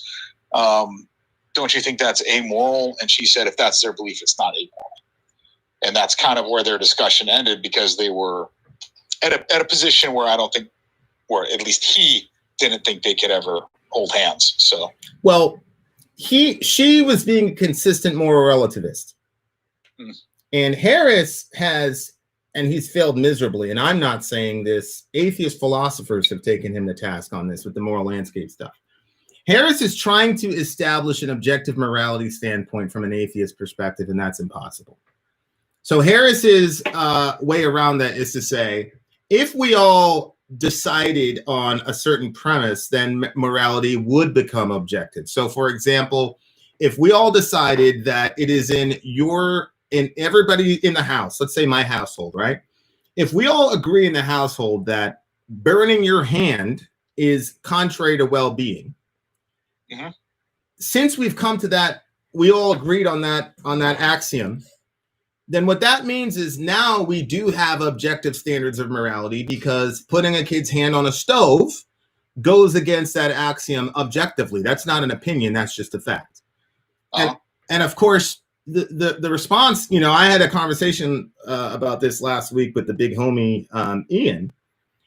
I said that still doesn't work, because we cannot all agree on what well-being is. And the example I gave was, on the one hand, Sam Harris is horrified at the idea that you would pluck out the eyes of a firstborn.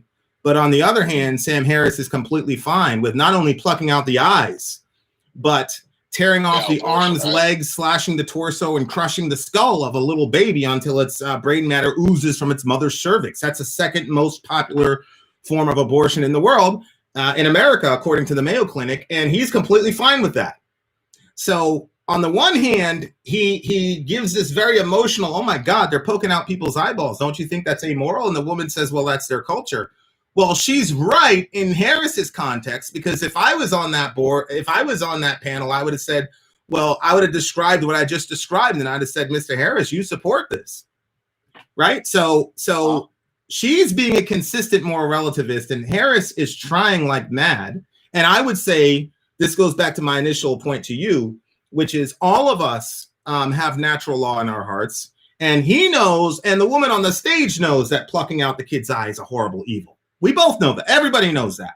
But she's just saying that because she's trying to make her intellect overcome her conscience. But Harris would double back and do the exact same thing if I brought up the abortion thing. I mean, you've heard me in discussions with people on abortions. They do the same thing. Yeah. So I think Harris is a guy who is stuck between the law of God on his heart that he knows is true and the philosophical ramifications of the statement that there is no God.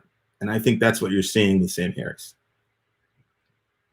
Yeah, well, I mean, I'm just trying to get your take on it. I mean, like, it's impossible to empirically prove whether or not there's a stamp on someone's heart. A lot of it's belief. And Sure. For me, like, I don't necessarily feel anything numinous or magical. I'm an atheist, I guess, by nature. Mm-hmm. But I'm not anti-religion necessarily. So morality's always been an interesting discussion point. I tend to think of it more as like a human construct or framework so that we could not all get killed or kill each other off. But I think that is sometimes a simplistic thing. So I guess the big answer for me is I don't know. Well, that's I'm fine with that, man. Like, there's lots of shit I don't know, and there's always going to be. I agree. I think it's, and that's why people say, have you reported on this? Have you reported on this? Like the Chaz, for example, is a big example. And I say, I don't know enough about that to speak about it. I used to live in Belltown. I don't know anything about what's going on. I don't know enough to speak on it intelligently. And I think in our day and age, people have a very, very hard time saying that. So I appreciate you saying, I don't know. That's important. And then, so the other thing I want to talk about, man, which I think will be easier for you.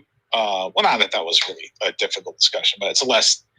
I don't want you to get the opinion that I'm trying to gotcha, because that gets old. But talk about gut checks, man. I did my first no-gi Brazilian jiu-jitsu class, right? So just in spandex, and given my current conditioning, I look like a tube of toothpaste. It's pretty horrific. It's awful, man. You're not keeping up with your quals? You're not keeping up with qual standards? Oh man, no, it's awful. So I was a blue belt a bajillion years ago under a guy named Marcelo Alonso in Seattle. And then I wound up doing 10 years in Iraq and Afghanistan and just moving all over the country and all this shit. And then I came back, and I don't know why. I think it's the coronavirus boredom. I've been swinging around pretending to swing around kettlebells while I wait for like Amazon packages and or pizza to show up. This guy's funny. Mostly out of shape. So I found a pretty badass 50-50 place down here in Richmond. Rolled up in there, and dude, it's like a gut check like I had in selection where I felt like I was going to puke. For example, today I tapped out to exhaustion and nearly vomiting on my training partner, which apparently is still taboo 20 years later. Now, my discussion point here is personally, and I'm clearly biased, I clearly have a dog in the fight given my background, particularly what happened today.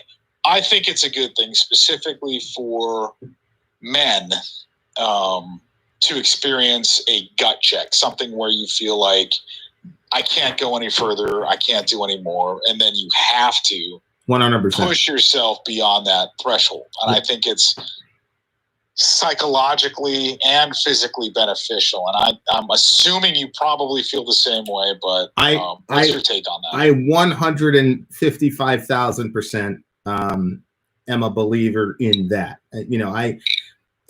It's really interesting. Before the COVID thing shut down, Sori would always say that people would be staring at us at me when I was doing my elliptical work, because they were. I was doing 2 miles in 9 minutes or whatever, and pushing yourself to exhaustion or when you're about to puke and all that, I think is, as a man, I think is massively important. I think as a man, you need to challenge yourself and you need to constantly find out where your actual limit is. And there's nothing wrong with tapping out. There's nothing wrong with, Oh, I'm an expert tapper. There's nothing wrong with any of that. It doesn't, it's about trying. And I think that, I don't care what year it is, 2020, whatever. I think when women observe a guy who's willing to push himself to his limits, and everybody has different limits. I mean, you find that out when you're trying to call out for selection. Everybody has different limits, but I think there's a certain, Sori is a very powerful, independent, modern woman. But I think, I think for the most part, when women see a dude who's constantly pushing the limits, whether it's business, physical, whatever it is, constantly pushing himself, has that ambition and that fire going, I think it creates a lot of security, not only for their wife, but their kids as well. I mean, you're a woman, so maybe you can comment especially with on your it. kids. That you at the gym create security? Well, I'm just saying the mindset of a man who's going to constantly push himself to. Yeah, it's an overall attitude. It's not just because I've seen people that can go crazy at the gym, but they're lazy as hell on everything else. Mhm. They can't hold a job. They can't, so it's not just that. Yes, I mean, seeing you at the gym like that is a huge bonus, but that's because your overall attitude is like that. Right. So yeah, honestly, like if you were like that at the gym, but you weren't holding a job and I was having to work and support our family, like you at the gym would actually make me angry, honestly. I'd be like, so you can push, you can do something when it comes to something you want. Yeah, but it's only when you want to, right? Yeah, that would really bug me. Yeah. So how do you feel about kind of translating that school of thought to your children, your male children? Oh, well, I mean, me and the boys, we've got Bible time, and it's all about being a man and what it means and all that. And it's important. It's they get that drilled into their mind over and over and over again. So I know it's not very popular in our day and age, but I drill that into the minds of the boys because it's a hard world out there. And if you're going to take on the responsibility of having a family, then you need to man up and be the house band, the band around the house that protects, provides, etc. So yeah, and I don't have any children because I'd be an awful father, but that's exactly kind of how I feel about it.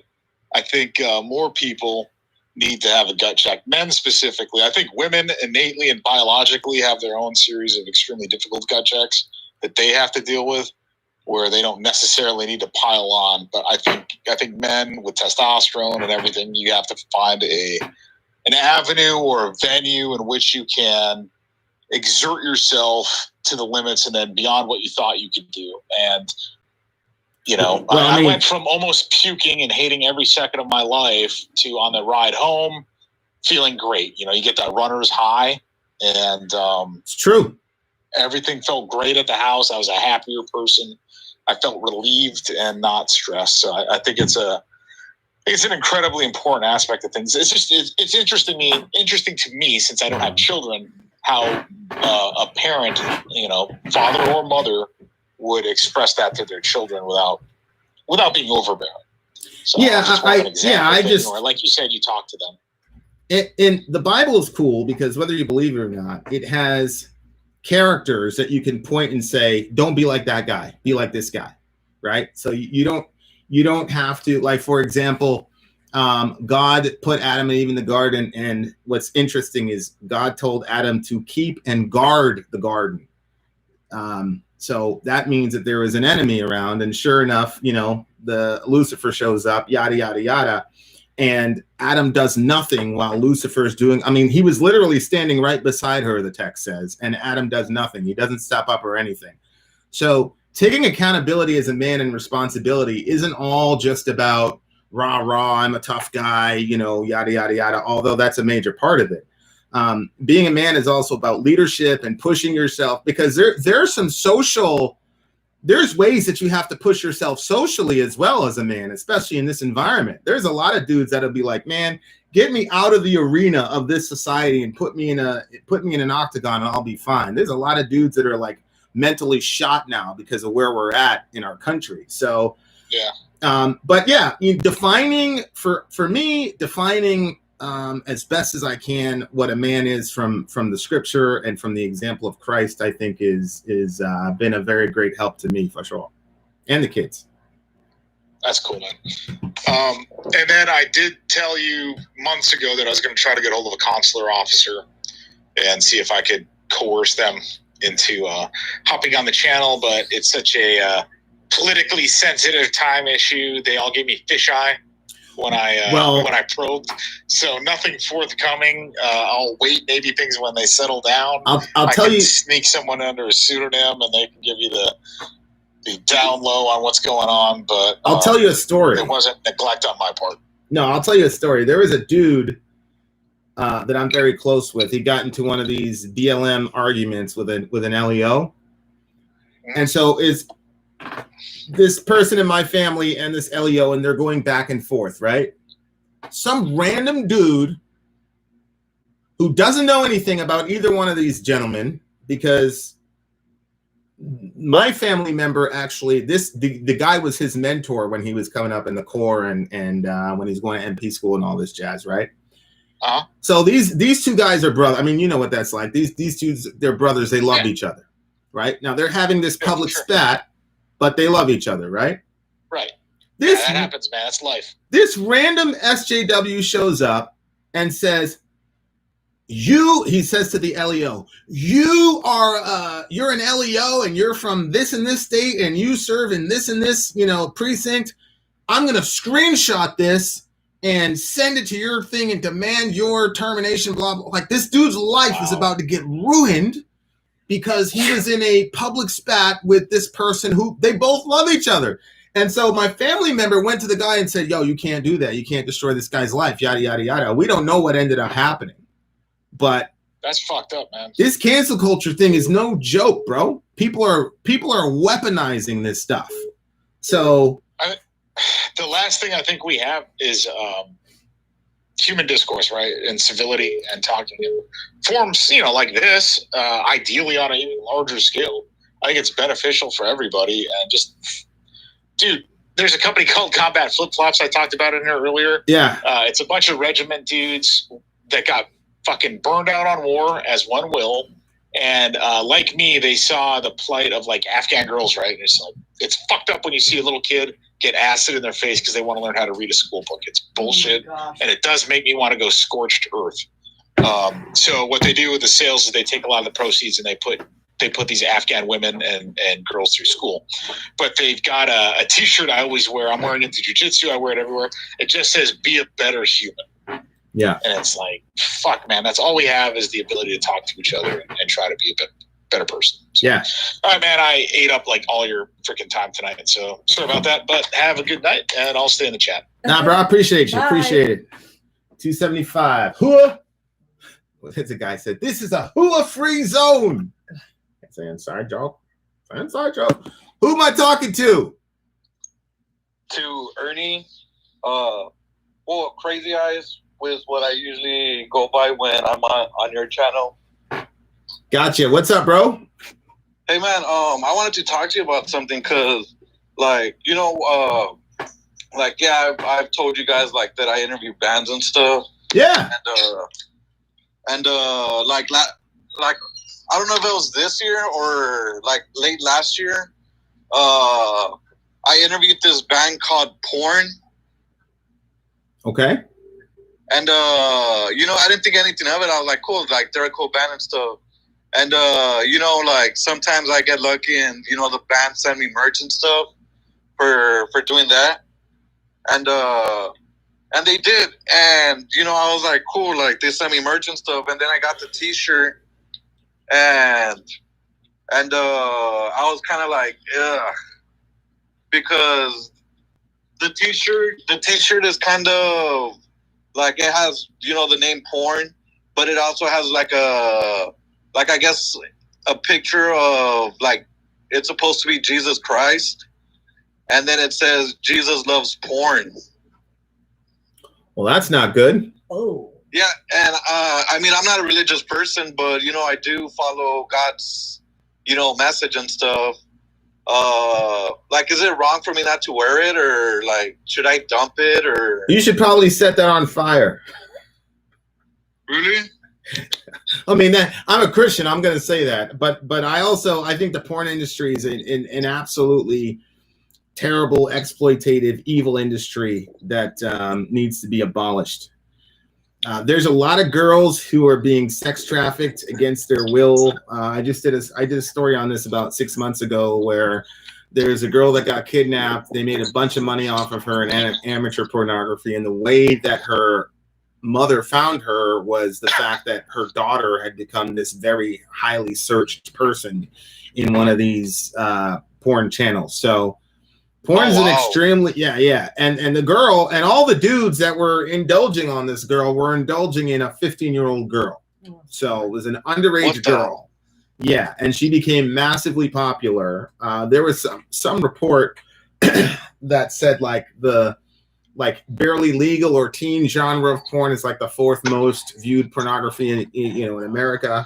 And so there's a lot of actual underage girls. A lot of dudes are deriving sexual pleasure on the rape of a bunch of underage girls. It's a horrible, horrible industry.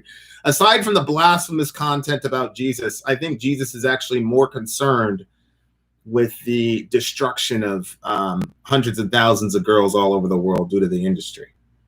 Yeah, and like I wore that T-shirt once, and I felt kind of like icky when I wore it, and you know, I got a lot of pops like, whoa, dude, you have the guts to wear that shirt. I'm like, in my head, I was like, nah, I kind of don't, because I don't feel comfortable. Like, I rather wear the T-shirt that says "Who shit in my pants," because that's funny.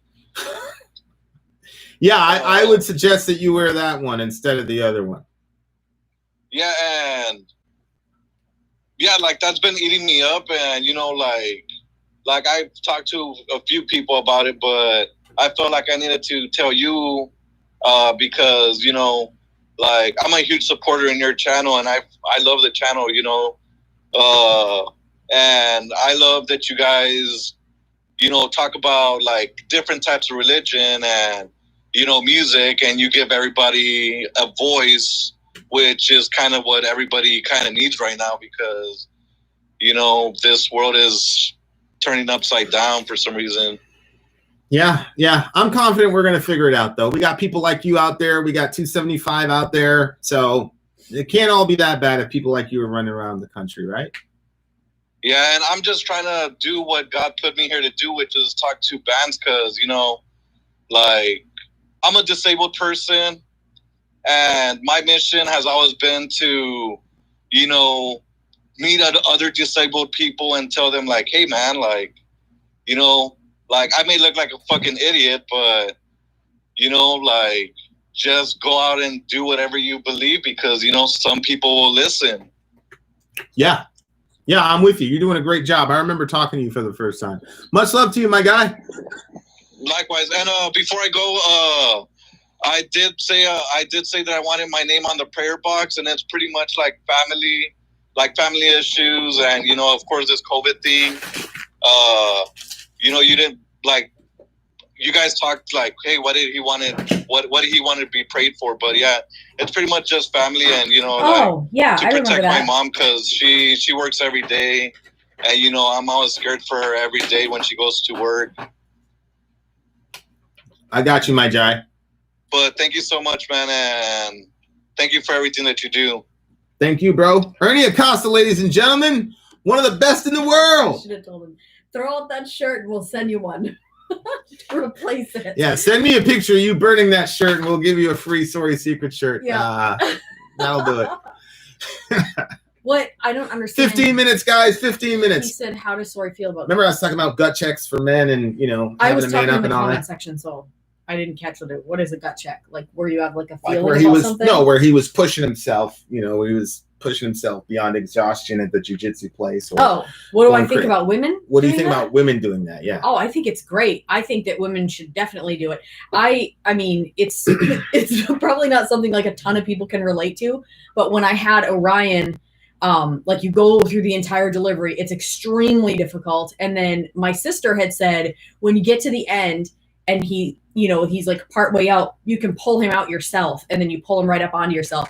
And for me, it's like one of those moments, because the same thing, like with this pregnancy, I'm 21 weeks in and I start thinking, oh my gosh, about how difficult the delivery is going to be. And then I'm like, but I'm going to push myself to that last, because when you're at that point, it's hard to like sit up and take over the situation yourself. But it is one of those things where it's like you push yourself to your last whatever, but there's like a really amazing feel to it. It's like, it's the most powerful moment as a woman that I have ever felt. And there's not even a close second. It's pretty incredible. I think because it takes so much difficulty and struggle to get to that point. And like, first of all, most women don't even know to do that. They don't even think that's something the doctor would let them do. But even a lot of times when I tell women about it and I'm like, you have to do this, it's the most amazing thing. Like a lot of women are kind of like, no, I think I'm just going to kind of lay there. And so that kind of feels like more of like a pretty crazy thing, because most people are like, no, I'm not doing that. Yeah. I mean, that's, and I've been around some real live dudes, and that's the most gangster thing I've ever seen on my short tenure on this beautiful planet. Yeah, actually, not you, Neil. I need Ernie's address. Ernie, give me your address. I tap out like it was a tight arm bar. Yeah, it was a massively powerful moment. I mean, look, childbearing is such a powerful moment that when Jesus was about to be crucified, that's the metaphor that he used. Mm-hmm. He used childbearing, and he was explaining to his disciples how he was going to comfort himself. And he used a woman in labor and the pain and suffering that she was enduring, but the happiness that she was bringing forth life into the world through her sacrifice of her body and her blood. So childbirth in Jesus's mind is a metaphor for his crucifixion. So it's an unbelievable thing. So when I say that men need to be strong and man up and protect and provide, that in no way means that women are soft and fragile and, dainty little whatever. What's up, Chase Scott? Somebody had brought up that we make Sori secret masks and sell them. And then we talked about, like putting the money toward people in our community that need it. I was thinking more about it, and I don't trust it, because I'm afraid that we're not going to, like, how do we know that these masks are actually doing what they're supposed to do? And I would hate for somebody to be wearing one of our masks and get COVID. Like, stick to the ones that the hospital's passing out. Yeah, I'll have to think about that. Vin, I don't know if you caught my last dono. It was about natural law. Other than that, how far have you guys got in dark? Reposted AO, and thank you for the super chat. Taya, hey, Taya Black Rose. One of my new favorites. Does Lucifer own crown of the world as a result of King Adam pointing to Eve, who was pointed to Lucifer? Then God asked him to take responsibility for the bitten apple. That's pretty brilliant. What are you doing? I'm right there. Here's his. Okay. I'm going to just copy that, because now I'm going to think out loud with Taya, because she brought up a brilliant. Yeah. Can you see what she's saying? No, does Lucifer hold? So think about crown this. of the world as a result of King Adam pointing to Eve, pointing to Lucifer. Right. Responsibility for the bitten apple. No, I don't understand. Okay, so the principle is, if you are the leader, then you are responsible. The one takes responsibility. You have the responsibility. So God goes to Adam first, because he's the leader, and Adam said it's her fault. So now he's basically saying she's the leader, and then she points to the devil and says it's his fault, which means that he's now the leader, which is the most brilliant thing I've heard this entire year. God Almighty, Taya Black Rose. Wow, that's interesting. Yeah. I think she's 100% right, and I've never heard a theologian say it that way. Did you come up with that by yourself? Kind of weird that using that thought process. It's very weird that Adam blamed Eve then, because she wasn't Yeah, but he's soft. Adam is prototypical of all these dudes that love to throw around their authority, but then never want to take any accountability. Always want to blame somebody else. I bet when you get to heaven, you want to have a big conversation with Adam, hang out with him. Huh? I don't even think I'll see him in the next world, to be honest with you. I set you up. Oh, I got no use for Adam at all. That is so brilliant. That's really brilliant. Yes, I think you're right. I think you're absolutely right. I cannot believe that's like mind blowing. Put that. Okay, so this is Ao's question on the first topic. If we're all descendants of Adam and Eve, all of us have eaten the fruit. We all know good and evil, even if we don't know God, but we may mistake the two without the light of God. 100,000%. That's he said in 4 or 5 lines what I was trying to do in 3 minutes of just verbal vomitation. Gross. Pray for me. This gut check is more like a punch in the face. What's going on with you, Darnell? He pushed himself too far on something. By the way, the forbidden fruit wasn't eating an apple. She's right. Mm-hmm. Masks are not meant to protect you from getting COVID. It's meant to protect others from getting it from you. I still managed to get it, and I've been wearing masks anytime I leave Who my got home. it? It's Cassia.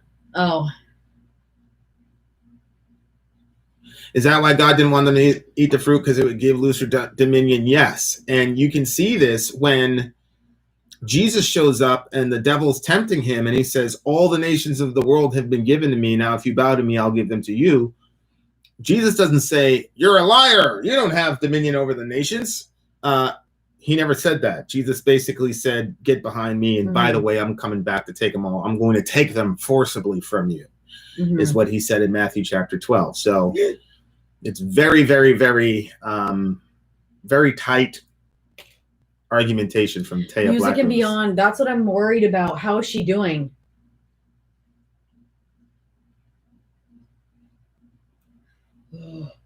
I can't imagine not being able to breathe good and already, because when you've got like a stomach, like it kind of already pushes on your lungs in a weird way.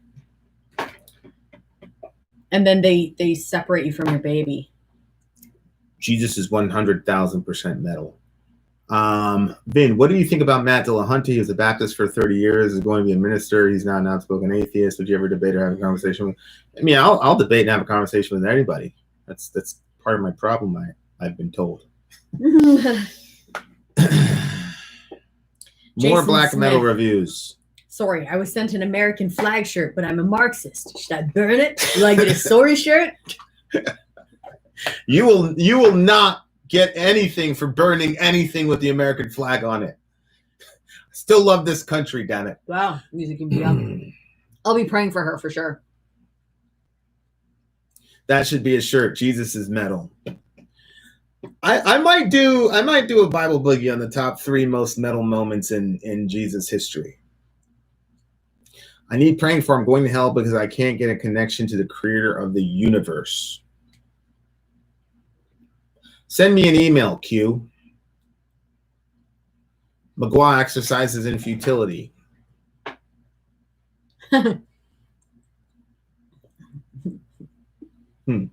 What? I know you want it so badly, but Oh, Magua, yeah. I'm very lucky because the songs I want to listen to are on our I know. short list. I know. I'm like, yes, typo. Yes, more typo. If only my 35-year-old daughter had an ounce of my faith to go on despite all of our challenges, perhaps she wouldn't be homeless right now in San Francisco. Will you please pray for Danielle? Yes, we'll pray for Danielle. Is Danielle a fan of metal? I actually have a pen now. Is Danielle a fan of metal? Maybe we can set up a conversation with Danielle. I've been homeless before. So hit me up. Maybe we can set up a convo with Danielle and see what we can do to get her out of that situation. Jay, I just stepped out for a sec. You just missed it. I was just saying how happy I am that because somebody brought up Magua. And I said, you can't do it. We've got a short list right now that we're working on. And I was like, I'm lucky because I've got quite a few songs I'm very interested in listening to that are on our short list. Thanks to you, Jay. I'm like, and another typo for Jay. Didn't you and your mom Yeah. Do a typo review together. Collab. Unbelievable. Unbelievable. When Christ went to Egypt, did he join ISIS? No. I've been homeless too. It sucks, but you got to fight. You don't have to stay there. Look at this. My mother of my Japanese colleague died of COVID because hospitals said they will have to close it if she would be admitted, so she stayed home. Yikes. That's terrible. Mm-hmm. Yes. Do you guys still talk to the Satanist witch chick from the collab video? Yes. I do still talk to her from time to time. I can't say which typo is on the short list, but Jay is here. And if he so wishes to disclose that information, that's up to him. Yeah, vinandstory@gmail.com. Miss Brand, if she loves corn, so yeah, I'm a big corn fan. Hell, I might be able to get Brian to send her an encouraging email. Yeah. So let's set. I mean, Head from Corn to send her an email. So seriously, send us an email and let's set something up if we can help and give her a shot. That would be cool. Thoughts on Peterson's interpretation of the apple, not as knowing good from evil, but instead as knowing you're naked and vulnerable, and therefore how to protect or exploit others' vulnerability. Yeah, I got a text from my good buddy Crash. He's that brother's starving for of course. Brother's starving for knowledge. Let me go back to that thing. 5 minutes, guys.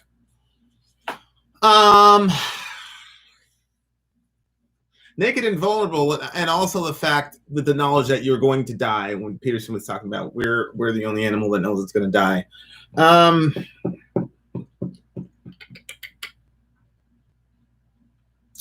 I'm not sure. I actually have spent years and years contemplating those verses in Genesis because I feel like there's so much stuff there that we're missing. So I'm going to table that. The next time next Fireside, or maybe the next two Firesides, because I'm actually planning to do another one tomorrow. Next couple Firesides, ask me again. I might have a different answer. 50 minutes, guys. Tony, we got you. He asked us to pray for him. He's having trouble not drinking a lot of stuff. Okay. What typo song is it, Jay? Jay had left the building. The devil. Finn noticed me. What's up, Anthony Smith? Did you ever get my message on Twitter? Please back to me. Is your name on Twitter the same name that you have here? What time, Vin? Let's see. I've got that LEO conversation I was going to say, 7. yeah. LEO conversation at 7. I don't know. Probably 10 p.m. Eastern Standard Time. Neil, I asked the kids if they do that to him on purpose, too. Do what? He's like, yeah, 5 minutes. Time to ask the very loaded questions to keep them here longer. I was like, I asked Dorian, I'm like, you do that on purpose to your dad, don't you? When you know he's about to head out? He's like, mm-hmm. All right, Sherry. Please don't forget to email us. Let's see if we can do something. Aw, thank you. My brother, Nell. Alfar. Zombie Holic. You always do cute little stickers. I need to see your Outlook schedule, Vin.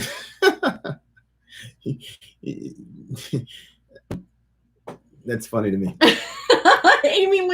I'm accepting bets on how many 5 minutes we're going to have, people. Bet away! Yes, and the audio tracks. I actually should have recorded the audio tracks today when we had time, but now it's probably not. I don't know. Maybe I can turn down the amp a little bit and do it. You know what you need is that thing from the show. Remember, it hooked up to your headphones and it hooked into the guitar and it had the little thing right there. That thing was so cool. I should have bought it, man. We couldn't. You tried to. I think I did try. I said, let me get this right now. He was like, no, we can't. We're not selling them. You're like, let me buy the display. And they were like, no, can't do that. Let me buy. Is that how it sounded? Yeah. You sound like that mom from Schitt's Creek. Yo, that woman is so hilarious, bro. She's such a bad person, but she's literally the funniest person on TV woman on TV, in my opinion. Her voice. Remember when they had that trial and she's like, "You've got to." Remember Oh, you've got yes. don't let her get away. Don't let her get away. She's The such a way she did her horrible voice. mom. Worst mother of all time. La ilaha illallah. That's so terrible. Yeah, we're gonna do a drum cam reaction soon, inshallah. What'd you say? A drunk can? Drum cam. You did try to buy it. Yeah. Bricktown was like right next to us. Okay, Alfar, I will check my Twitter messages. Please let me know if you are the individual that if your name is still the same name. You got to get that spider after this. Why? He's not harming anyone. I refuse to let that thing get lost in here. He's not harming anybody. He's going to move, and then I'm going to be very upset because if I see that thing near me, I'm going to flip out. Okay, thank you, Alfar. I'll be on the lookout for it.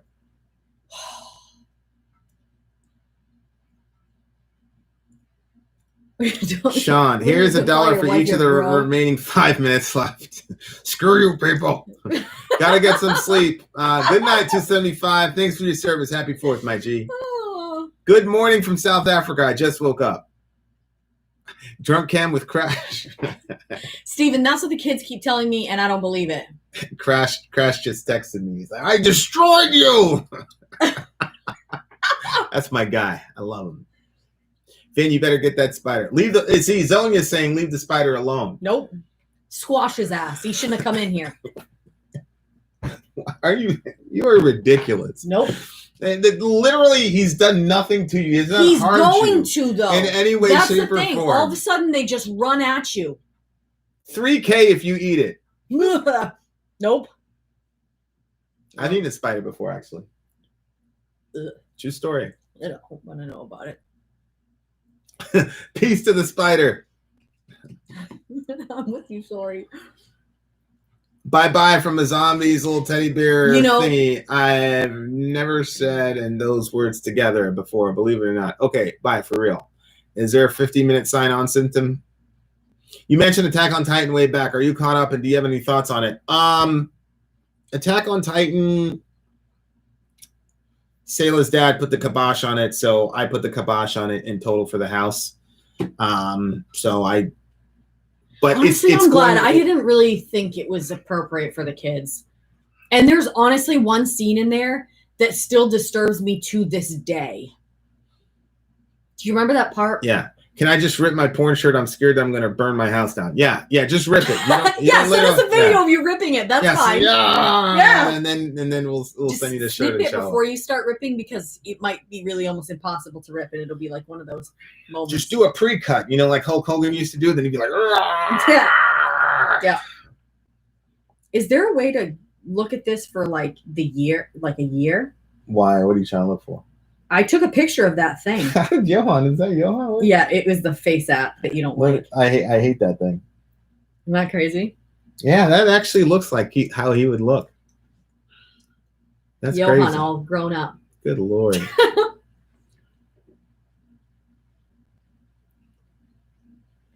This was Orion all grown up. What was that? You did.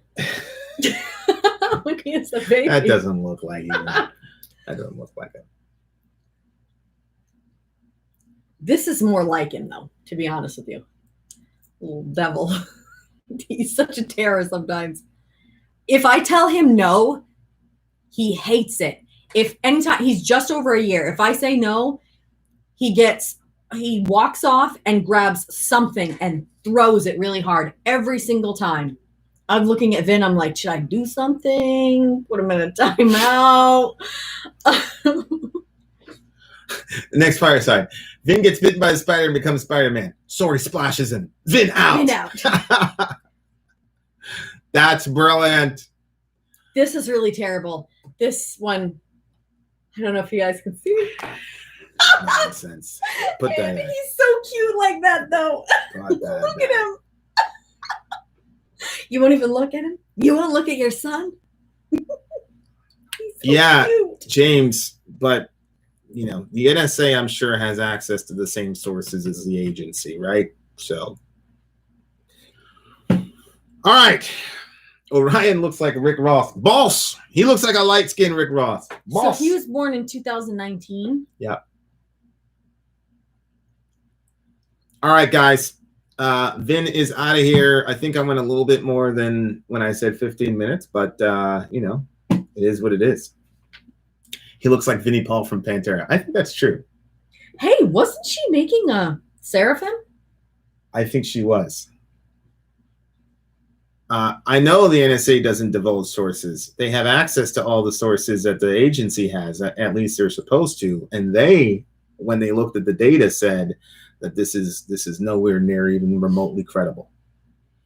We need concerts to come back. I agree. I agree. Most disturbing movie I've ever seen. I feel like we just saw a one. The Midsummer one was pretty disturbing to me. Oh my word. That really, really was. I couldn't believe how gory it got. Yeah, pretty terrible. It was too much for me. It was there, James, in the video. I gave reference to it and all that jazz in the video. And even within the agency themselves, they also don't believe it's credible.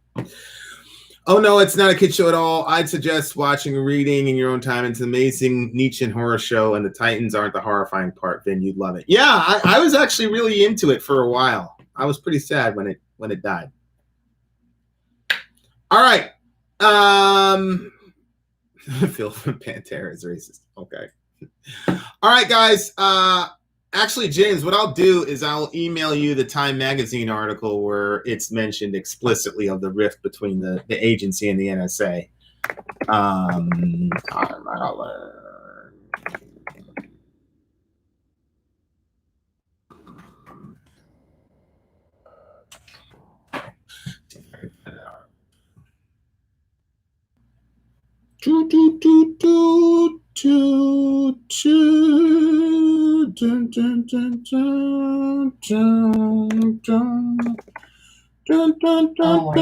I forgot about this. Here you go, James. I put it out there for you. So that's the reference. And then this is the quote specifically about the NSA. Bada bing, bada boom. And so that's the actual full article. And this is a salient point when the NSA, they're not, this is going over the word limit. So let me see if I can.